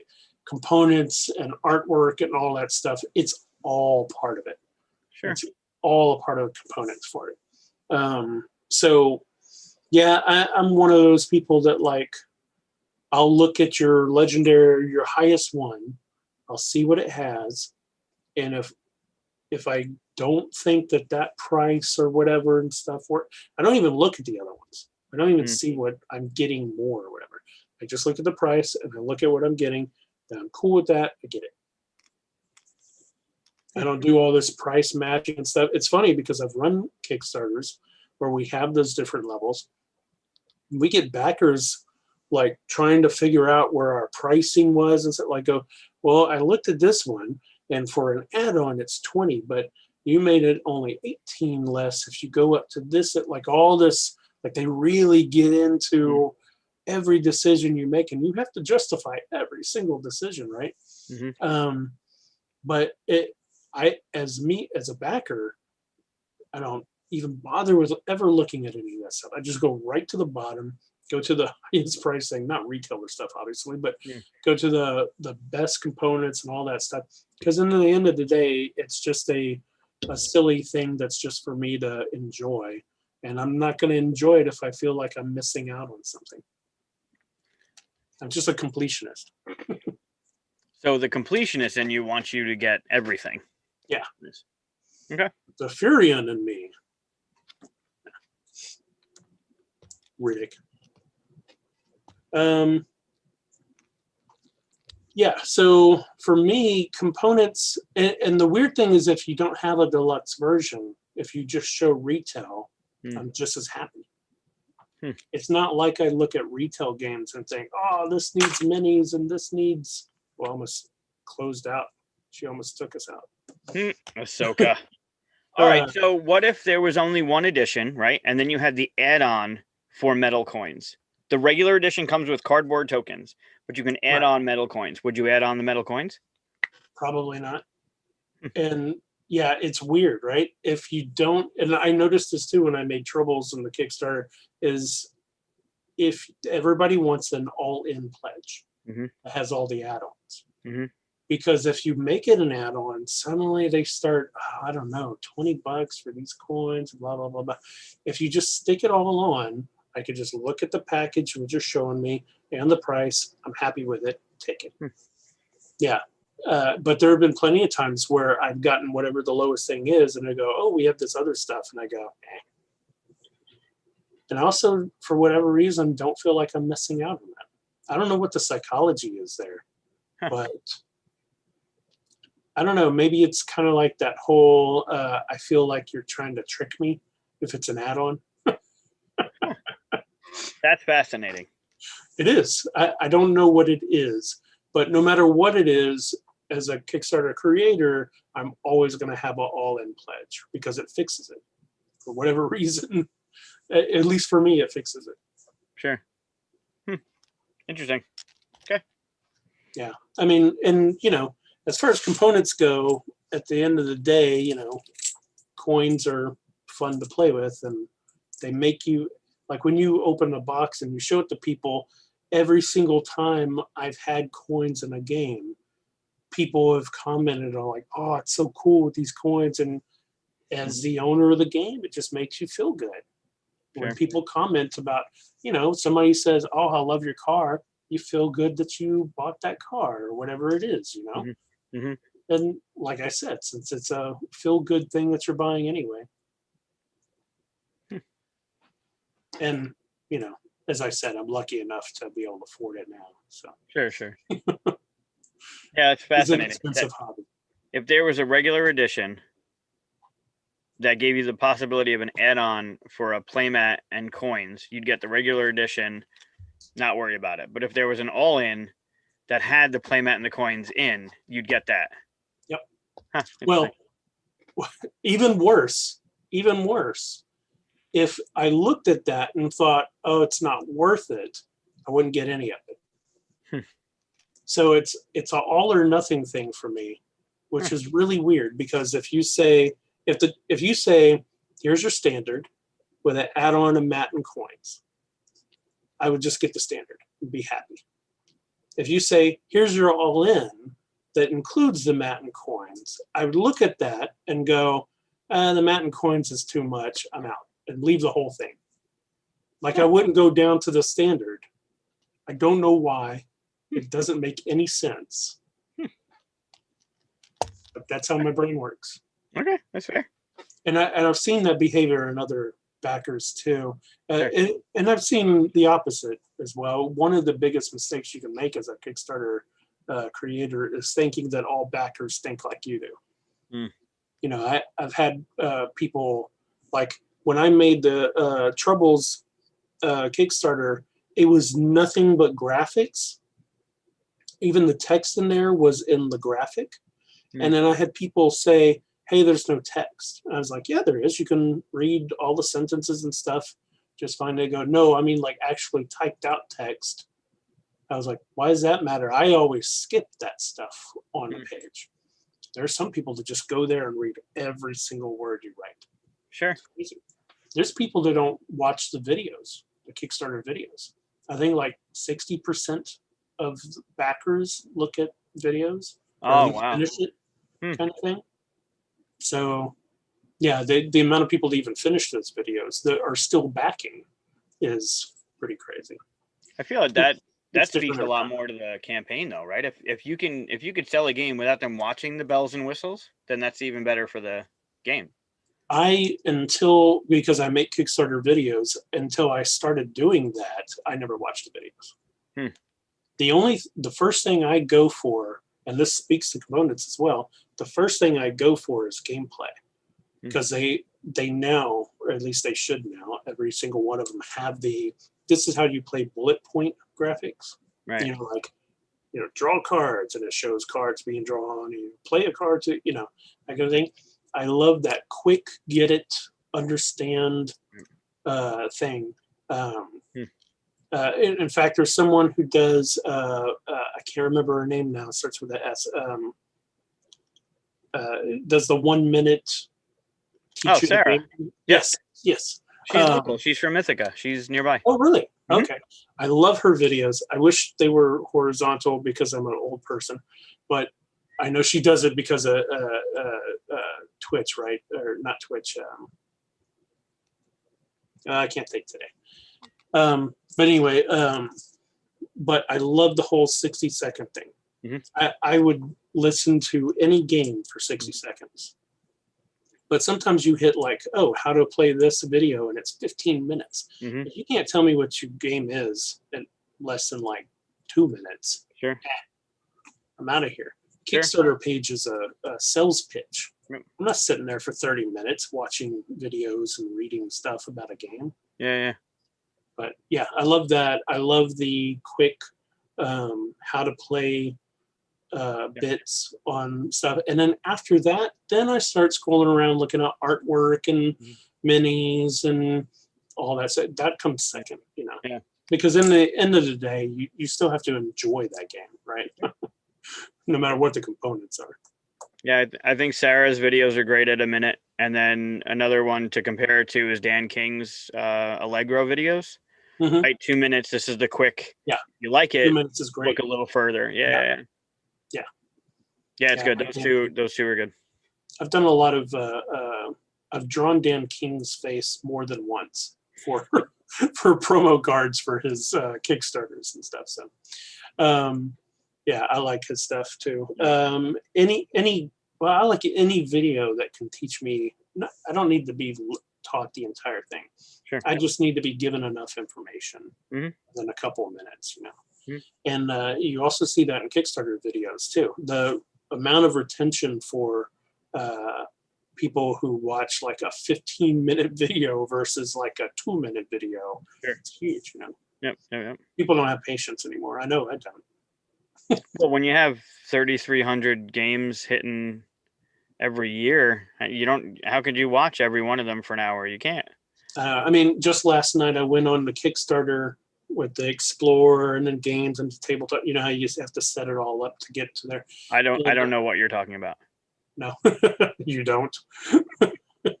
I did that, and then I just start right clicking and opening all the ones that look interesting on a tab, Mhm. and then I have 1,000 tabs, and I just start going through them. So basically, you got 60 seconds to, 2 minutes to catch me because I've got other ones to look at. Yep. And then I'm done for Sunday. I'd usually do that on Sunday nights or Mondays. Mm. So Yeah, but how many of them do you really have open? 100? probably not even that much. Okay, I was gonna say, like, if you're doing a minute every one, you're spending, quite a Yeah. bit of time looking. No, it's probably 20 to 25, That's something not like bad. that. Because Yeah. sometimes I revisit them, and sometimes I look at them just because I want, like, I know I'm not going to be interested, Mm. but I'll look at them just because I work in Kickstarter and stuff like that to see what they did. Oh, all right. So it's more research. Yeah, half of it's research, half of it's backer, and sometimes it's both. So what does it for you then? Is it the art that grabs you, or is it the gameplay, or is it the components? What is it that makes it to the next level for Chris? Yeah, so the first level, well, first you got to get me to click on it, right? Right. So the artwork that you pick for that main image, it's pretty much everybody, right?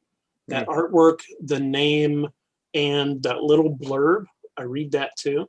Because if it says, for instance, like the Batman game, if it says a solo game, I'm like, oh, that's too bad. I love Batman, all that. I never even saw the minis until I saw that it was 2-player now, right? Because I was like, oh, that's too bad. I clicked on it because I wanted to kind of look at the art. And I was like, ooh, art looks really cool. And then I went away because I didn't spend a lot of time on it.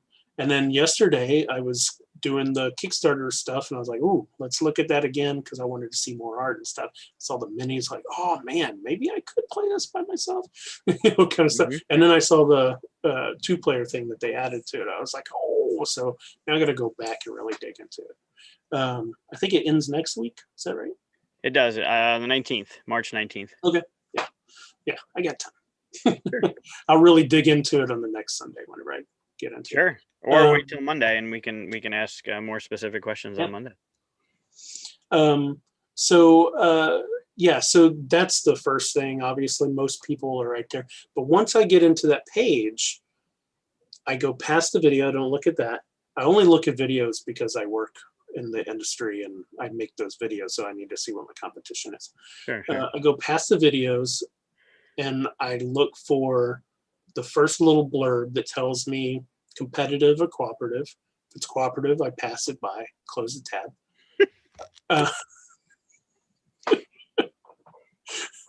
That sounds way more dismissive than it is. It's really that I can't get my group to play it very well and stick to it. Like we'll play one of those once or something, but and there's some definite exceptions, like Dead of Winter stuck around forever. Pandemic, even whenever it came out, back in the day, that stuck around for a while.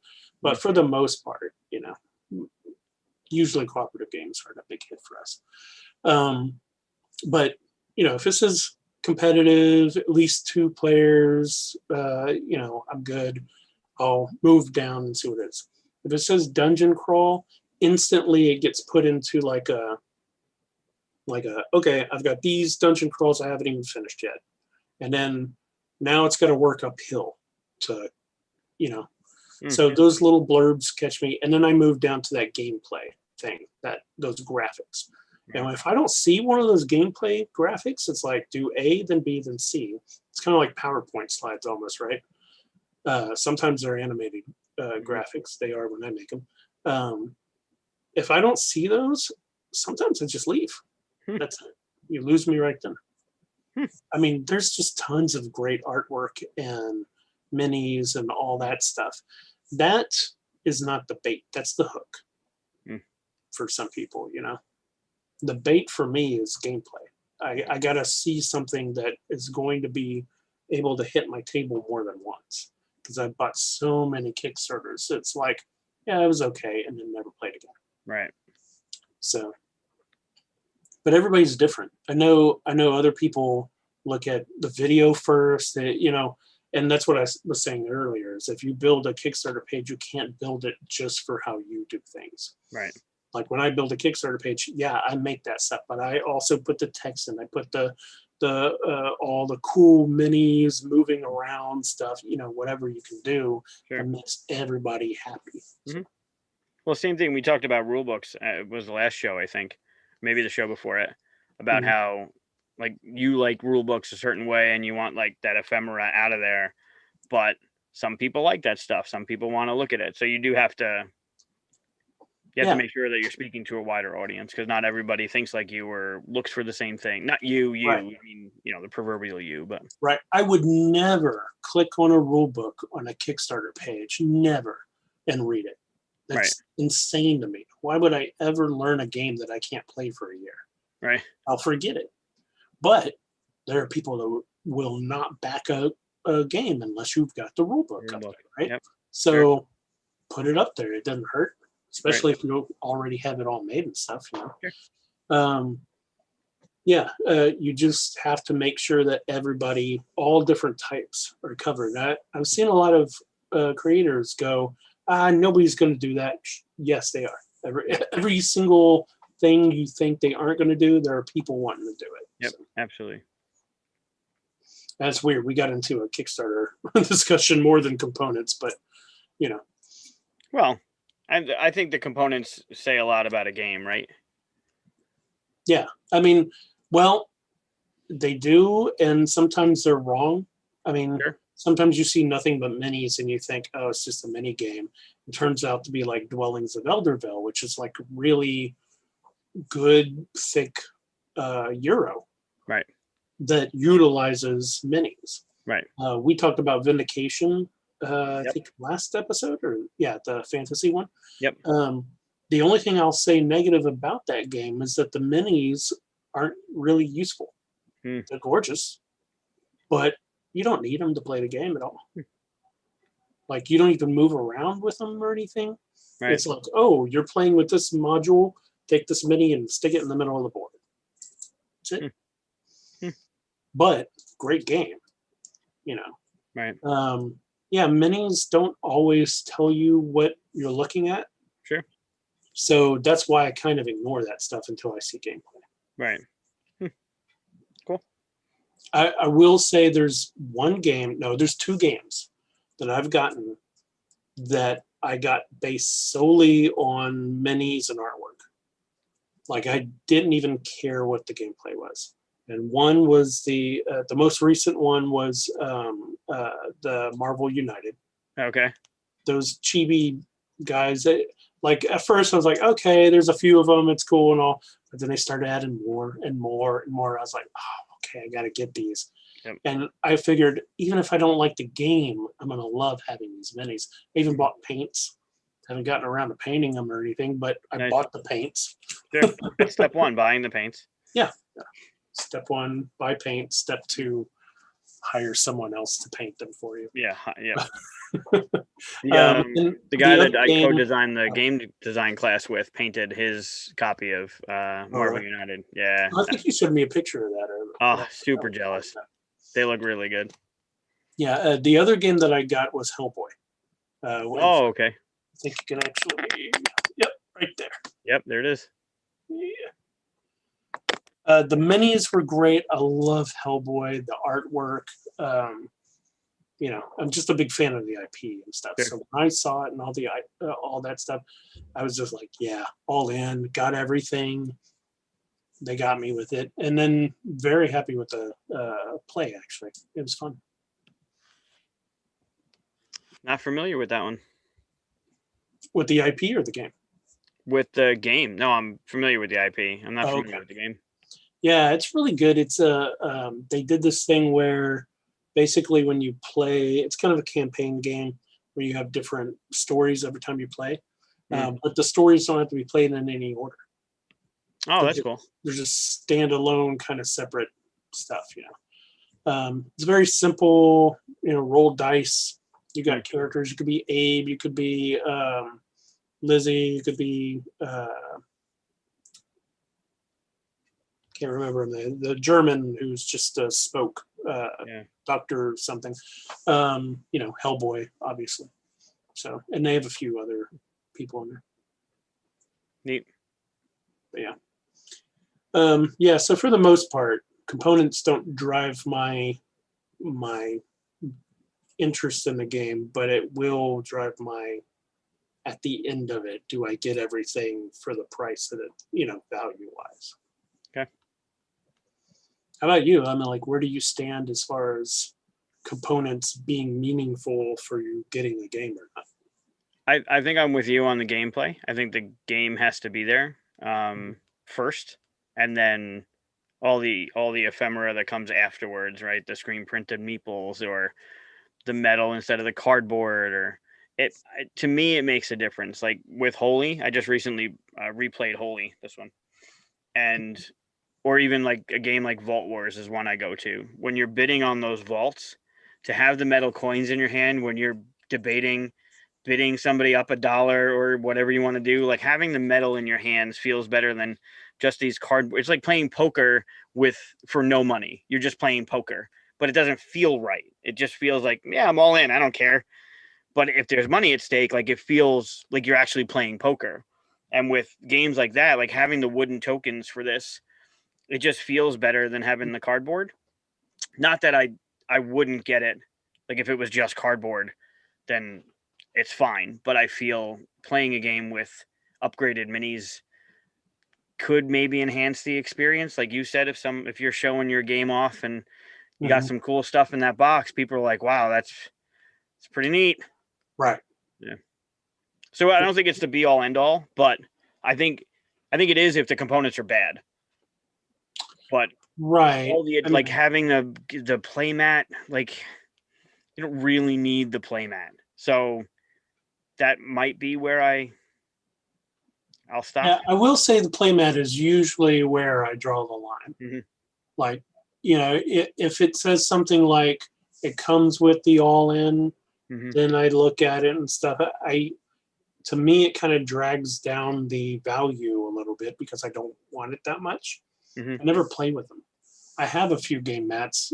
Actually, the only game mats I have are ones that I worked on. That's nice. that I got because I worked on them. Because I don't really play on play mats. I mean, it's too hard to travel. Well, sure. Even storage, right? Like, where do you put? So the game Flick of Faith. I think it's Flick of Faith. I want to make sure I'm saying it right. It's Awaken Realms. The discs are great. You had to put stickers on it, fine, but it comes with a playmat. But the box is long, so the playmat fits in the box.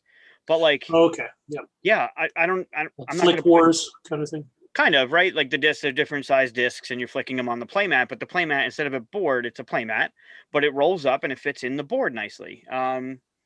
Caveman curling. If you've ever played caveman curling, the mat rolls up and it fits in the box. I have that somewhere. Oh, great. Yeah, I will say one disclaimer, and not because I worked on it. I actually didn't work on this one, but the mat for Dwellings of Eldervale, it comes at least when I got it, it came with a case, like actually inside a case and a strap that you could put on. Great. See, because so I got that game. I did not get the player mat. Yeah, I think they're printing more. I hear. But yeah, when I got the player mat, it came in a case. I was like, oh, this is amazing. I called Peter up, developer. I was like, thank you. Because now I can actually take this to my game group. Sure. Because I take all my games there. Sure. And I have these game haul bags and stuff. I'm not going to wrap up game mats and that are all loose and stuff. Yep. So we never play with any of the game mats, but that one I will. However, it is so big, it's bigger than my actual game table. That's awesome. Parts of it that comes off the edge of it. Yeah, it's not as big. It's not as big as the game table of the place where I go. It's my brother's house where we play games, so that'll be fine. But it's a huge mat. Yeah, for me, it's storage, right? Like where is it going? Where it's not fitting in the box, but like you want to upgrade the cardboard components or like the standees to minis. As long as there's room in the box, then great. But a playmat, you're not folding it up. Very rarely will you have that much room for a folded playmat. And if you do, and you don't have the playmat, then the components are all over the box, which is also no good. I'm also more likely to play on a mat if it's not replacing the board, but is just something that helps you, like if it's a tableau building game or something like that, that gives you space to do that, then cool. But if there's a board and then there's also a mat to replace the board, well, the mat, because of the neoprene and all that stuff, won't have as good a detail as the board will. Like you can compare the artwork, like it gets fuzzy, blurry on that mat, right? Yep. I'd rather play on the board. That's better, you know. So I bought Outer Rim, and to go against what I've been saying, I also bought the playmat because the playmat it's going to look a lot better to have the stars in the background of the Outer Rim than it's going to be to have like the wood table. Like I get that, and it's got the little spots for the cards.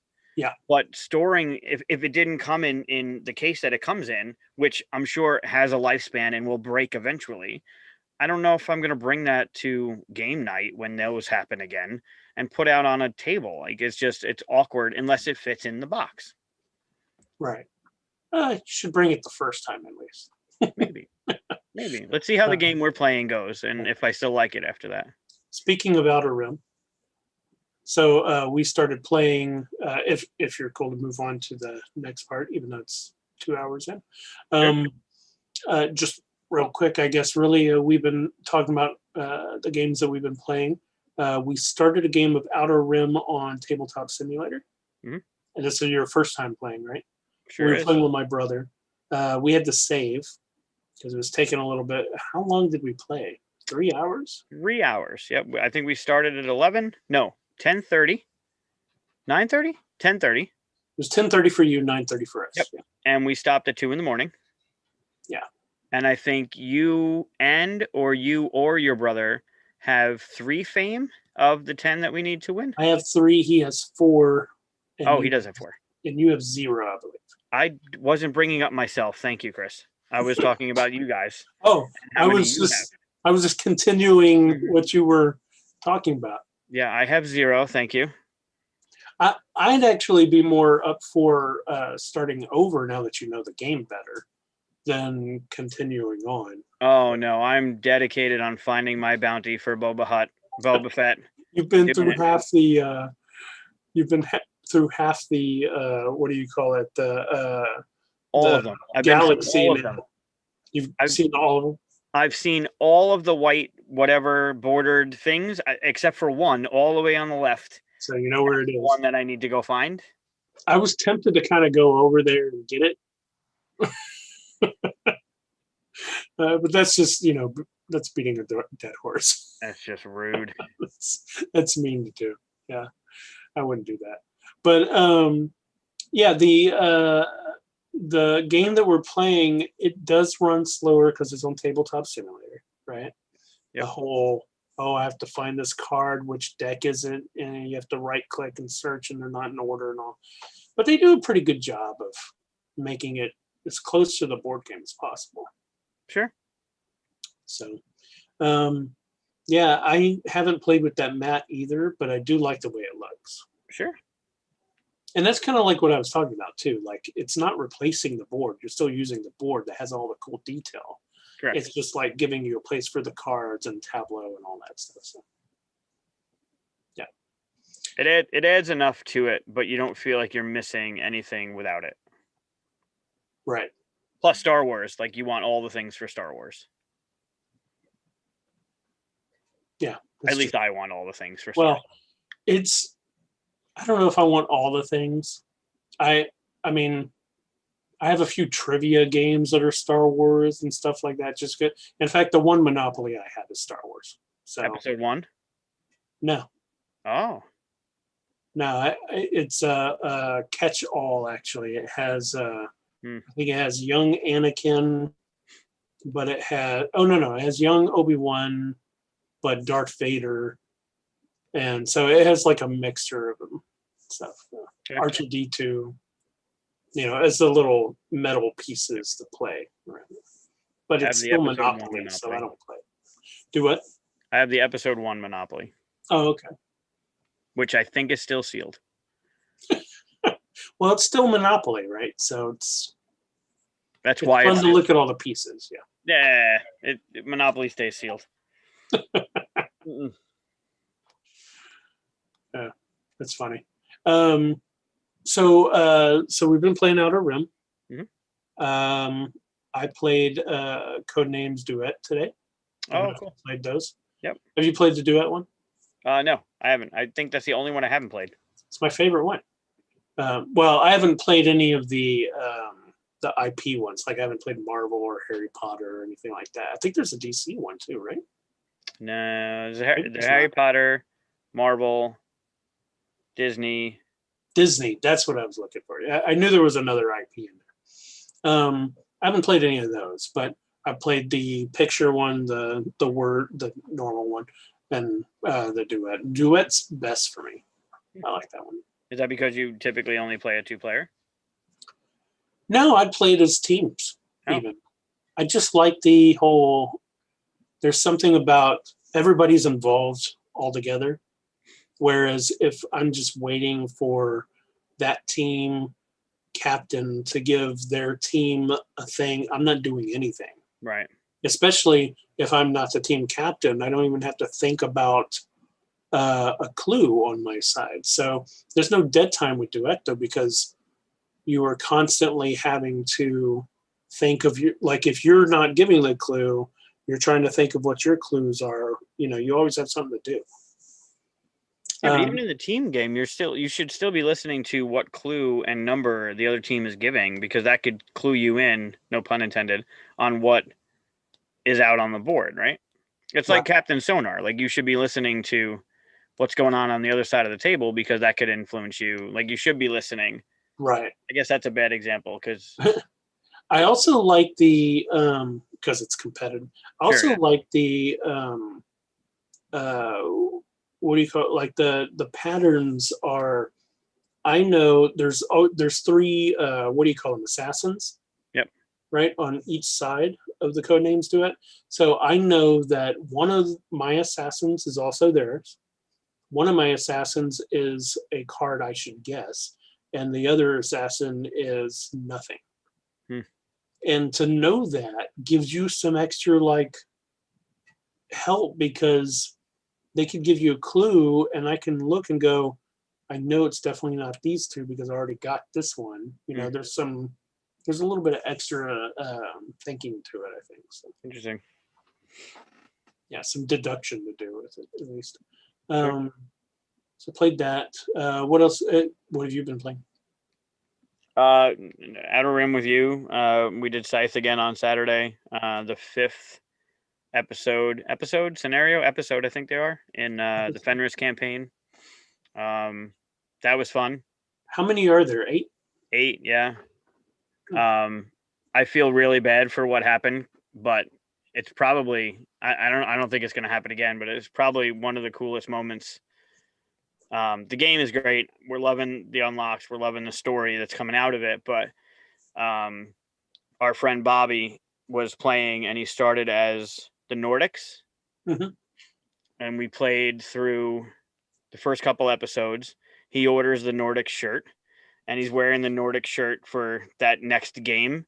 And then something happened, and he had to switch factions. So he wore the shirt once, had to switch factions. Then he orders the new faction shirt, wears it on Saturday, trades factions again.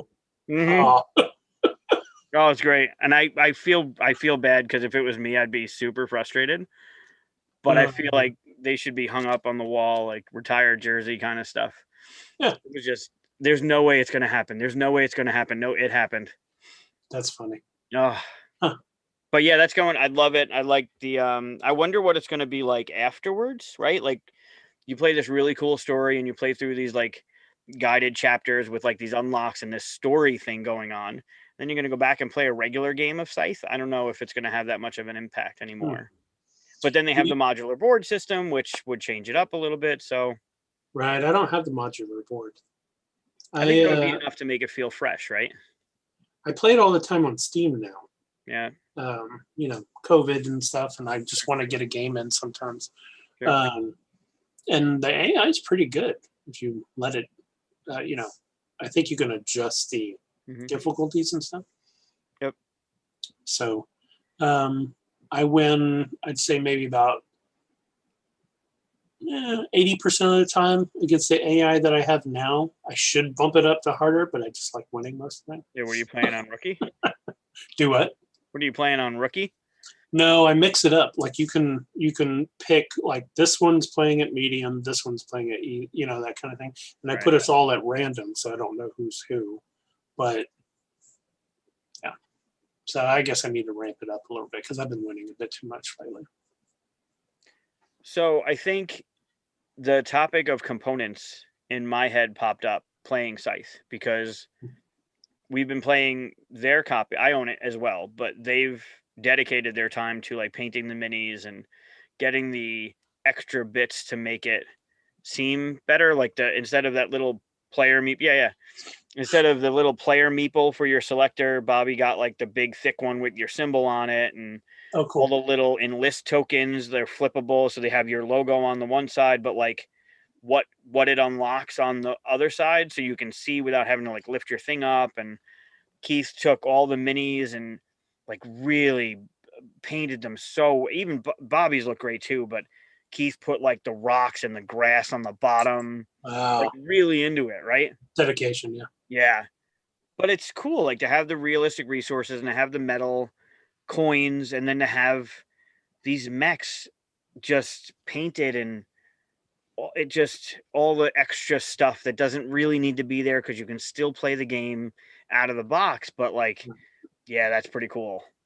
Yeah, it's one thing to play a game standard version or whatever you want to call it, and then slowly start to add stuff to it. Mm-hmm. Like even my Concordia, I've added metal coins that are kind of Romanesque kind of looking. They weren't made for it, but but it's another thing to go backwards. Like, have you had that experience where you've gotten to play somebody's awesome like that, but now if you play your Scythe, right? It won't feel the same. It's like Waterdeep. When I have a copy with the little meeples that are like actual meeples, and then I have another copy that, well, the one in the classroom is just cubes. It's like, well, I'm gonna get these orange cubes and I'm gonna get these purple cubes and I'm gonna get these white cubes. Whereas like you're playing with the meeples, you're like, I want these clerics and I want these warriors. Like that's Right. Doesn't feel the same. Yeah, I thought it wasn't going to be that big a deal, and then a friend of mine won the package for them at like a tournament, and she said, "Well, you have the game, and we play your game, so here," and gave them to me. I was like, "Oh, that's nice," because they're like $20 to get them, or at least they were at that time, because they're like that see-through plastic material, Yep. So I was like, "Oh, cool!" I put them in there, and then the next time we played with them, I was like, "I'll never play with cubes." Mm-hmm. Like, it just meant so much more to have the little mage. And I went to the mage's tower and I got the little mage, and this is him. Yep. Yep. It's ridiculous that it matters, but it does. Sure. Of course. And even those Stone Mayor upgraded components, that I've got, and he has the little, packages of food and whatever. The realistic ones. Gold. Yep. And yeah. Yep. Those are, once you put those in a box, they won't come out. No, and I think it's brilliant that the realistic components are their own thing, right? Like you can just buy a box of them to put in any game. Yeah. Yeah. Yeah, it makes it, I don't know, it makes it cool. It makes it, like you said, when you're showing it off and you're putting it all on the table, like when I play Arkham Horror here, and I can break out my 2 boxes of minis because I have all the Fantasy Flight pre-painted minis for it. Oh, do you? Oh, wow. Oh yeah, like table of all of, like when something's going down at the library and there's like 4 monsters, it looks like just chaos is happening. Whereas like putting the little square with the monster on it, it just doesn't do the same thing anymore. Wow. Okay, yeah, I could see that. Right, when you have like 2 Shoggoths and a Night Gaunt and something else hanging out in the streets and you're stuck at the university, like you feel intimidated to walk out there and try and sneak these monsters because they're just gonna whoop you. Like it just looks like they're gonna whoop you. But when you're your little cardboard token and there's these 3 little flat squares. You're Yeah. like, yeah, I'll do it. I could take them, and then you Yeah, you just just look get at the out. squares. Yeah. Yeah, because you can see the little Sure. sneak number, so you know what you're gonna do. Like, it just feels like they're little bits of cardboard. Like, I could take them, but like when there's 2 sugars out there, you're like, no, I'm not doing that. I can't walk out here. I'm gonna die. It adds to the madness. Oh, absolutely, 100%. Yeah. Oh, that's cool. I kind of want to play that version now. Oh, I love it. You're I love making it. me want to play Arkham Horror, and that's not a good thing. Anytime, I'll run a game of it for you anytime. Uh, all right. Well, unfortunately, you live far from me, so that would be a Oh, it's online. right. But it'd be a convention, and so they wouldn't be the pieces, that what you're talking about. So That's true. You're just gonna have to come to QSCon, and then we'll play it here. when is that? Well, I know it's not this year, right? But Well, it are you depends. pushing it to? Are you pushing it? Yeah, it was the beginning of October, and then Origins pushed to the same weekend, and I had the luxury of talking with the hotel to push it. So now it's the beginning of November. Hopefully, All right. the beginning of November. Hey, if things are going as well as they are so far, at least the way it looks, might work. Hopefully. Hmm. We'll see. Well, good luck. Yeah, thank you. All right. Well, it's been 2 hours. It has. We haven't covered everything, but No, we have talked a lot. we have. I feel like a little music needs to be playing now. It's end of the end of the episode. Any other Eventually. final thoughts? No, I think we should do what we normally do and go on the Discord and talk about not only what we've already talked about, but maybe a little bit of what happened in WandaVision. Oh, we always Yeah. forget to talk about one. Okay, I know, because it's always like just the a last few thing. minutes. I know. Just a I few know. minutes, because we've now finished the season, Correct. so we Which- can talk about stuff now, right? Yeah, I mean, just in case people watching haven't seen Friday's We're going to episode. spoil everything. If you Yeah, haven't seen it, everything's going Yeah. downhill from turn here. this off and go see it. Yep. Because nothing we say is going to be as entertaining as seeing it. so, but if you have seen it, yeah. So, well, let me get your thoughts. What were your thoughts on how the season ended and all that? I want to watch it again. I enjoyed the first view. I feel a little underwhelmed, Okay. and I don't Yeah. know why. Now, let me ask you, did you know the stories from the comics? And no? Did you have guesses as to where it was going or anything like that? Sure, we talk about it on our channel, the WandaVision spoiler channel. I read some of the Screen Rant stuff and the comic book stuff about this thing and that thing and whatever. And I went into it not trying to take that stuff out, right? If Doctor Strange showed up, great. If Mephisto showed up, great. But I was just letting the show kind of take me along for the ride. Mm-hmm. And I don't know, there were parts of it that, like, I feel Agatha was a little underused, maybe. I feel like that was, but they're setting her up to be like maybe a character in the future. The battle with the Visions was okay. Yeah, I enjoyed it. I feel like I'm taking Chris's role and like poo-pooing on the whole thing, but I enjoyed it. I just You are a little bit, because I loved it. yeah, I thought it was the whole series was great. Watching so on Wednesday, last Wednesday, we watched the entire with one person that had only seen up to 5, one person that hadn't seen it at all, and me and someone else had watched. We were caught up. So watching it again fully, knowing what's been going on, was Mhm. really cool to see the plants and things that they had put into the episodes. Like, oh wow, that was really cool. Like that's what that meant, kind of thing. And I Yeah. feel like maybe a second view of the last episode would solidify it for me. But I mean, I don't know.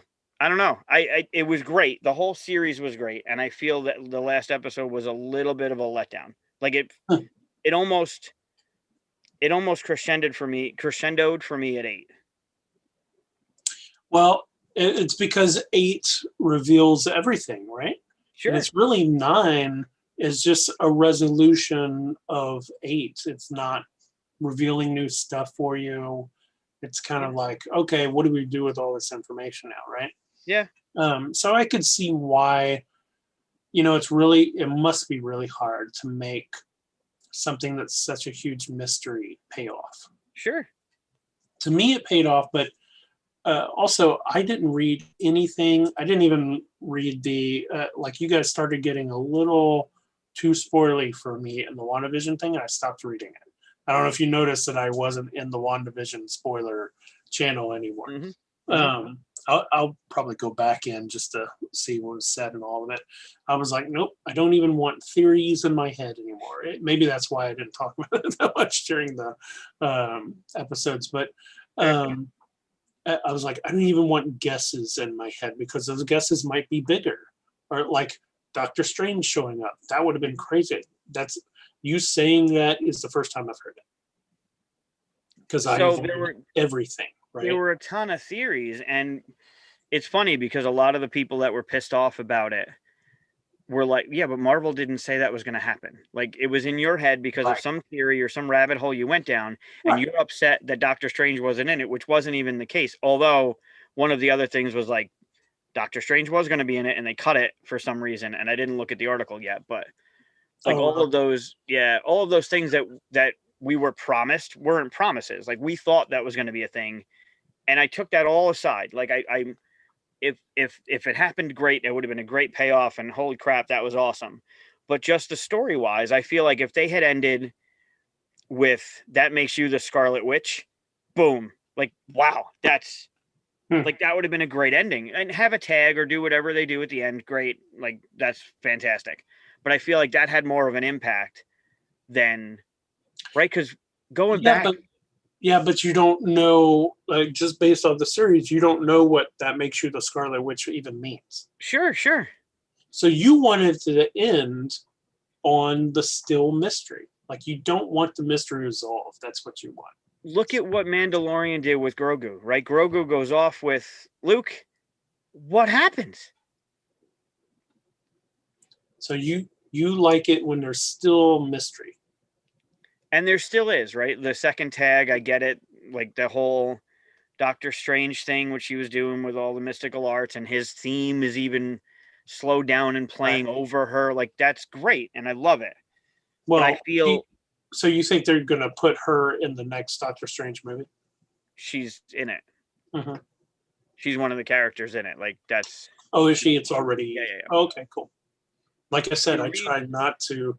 I know.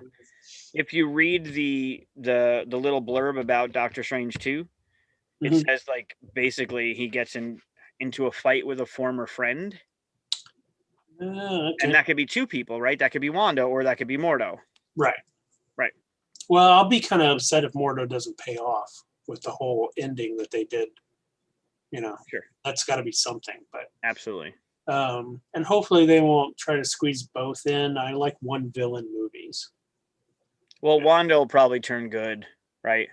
Yeah. I mean,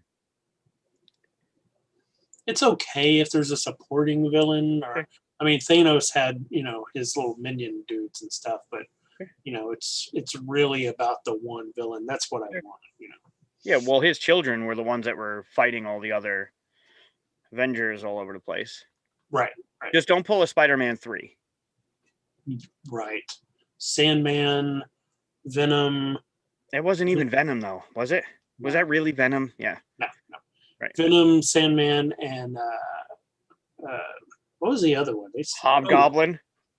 No. Oh, yeah, Hobgoblin. I was thinking, I was getting some Spider-Mans mixed up, but you're right, the Hobgoblin thing. Oh, awful. No. We went down a dark road. That's a dark movie.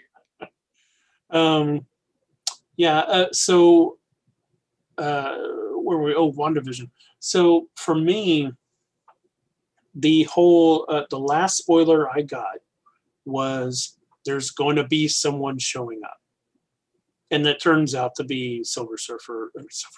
Wow. Yeah, that'd be crazy, right? Big spoiler alert. We saw something different, didn't we? Oh, that's great. It turns out to be her brother, and well, sort of, and that was even cooler.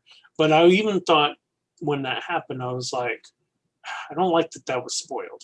So that's when I stopped looking at the chat for the WandaVision spoilers and all that stuff. So I never saw, there might be a Doctor Strange, might be. So to me, paid off, was great, very happy. I had no other expectations. I try my best not to expect or like think what will it be next time and all that. I just want to enjoy the ride. Sure. Maybe that was part of it. I also never read the comics. I was talking to a friend about it at one point, and he was like, "Yeah, I read all the comics. I know what's happening." I'm like, yeah, that's what happens, and like he's not that, you know, interested or whatever. At least that was how he was midway into the thing. Um, I don't know if it changed since then or whatever, but Yeah, because I don't no, think it follows the comics. There are bits that are parallel, right, like with Vision being put back together, like that whole scene looking right, down at him in pieces, right? But that wasn't the way it was in the comics. That was Pym putting them back together in the comics. right. So yeah, I don't know. I think it was kind of early on, maybe like episode 4, maybe 5 is whenever he Mm. said it. But anyway, I didn't know those stories either, so Mm. I was just along for the whole ride, and I loved every minute of it. I thought it was great, It was awesome. but you just don't like the episode without mystery. No, I like that. I like things being tied up like that. If that's your arc, right, then that should be tied up. You should answer all those questions. But I think like Ralph Boner, really, and they're just Oh, doing it that to fit. mess with us. Like I get it, Did that not fit though? Ralph Boner. Yeah, I with mean, the character and all that. I mean, sure. I laughed. I don't know that I can't take that character seriously. That actor playing that character seriously. So it kind of made sense. Yeah, I guess. Yeah, it's weird how I don't know. It's weird how sometimes I can be really negative on certain things and then just totally accepting of other things, right? Because I can just say, yeah, I loved episode 1 of Star Wars, and people be like, oh, Jar Jar. And I'm like, yeah. But, talking Hmm. about Superman versus Batman, I'm like, ah. Hmm. So I don't know what it is that turns one way or the other. What Interesting. why that coin gets flipped. Two Face. That's Ooh, funny. there's a good question, and I just answered it for myself. Who's your favorite Batman villain? I should make that a guess, shouldn't I? Well, You know what? You know what? Don't answer that. I'm gonna make that my guess for next. Oh no, we're not gonna do a guest, are we? Because I have a game next. Okay, go ahead and answer. but in what universe, right? Oh, that's a good point. Let's do animated series since you did the game.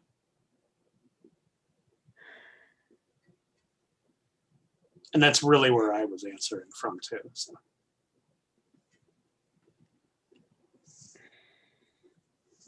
It'd is it have to be the Joker. Joker from the It has to animated be. series? Yeah, I mean, totally makes sense for movies. yeah. I like the Joker as his equal, right? Like everything about and I mean, I guess in Nolan's videos too, it's the Joker. Like he's the best one. Right. Yeah, I can see that. He just Two messes Face, with him so perfectly. yeah, Two Face was my favorite in the animated series. Animated, yeah. Two Face is good. I love Mister that they Freeze. really worked with the, you know, the Mhm.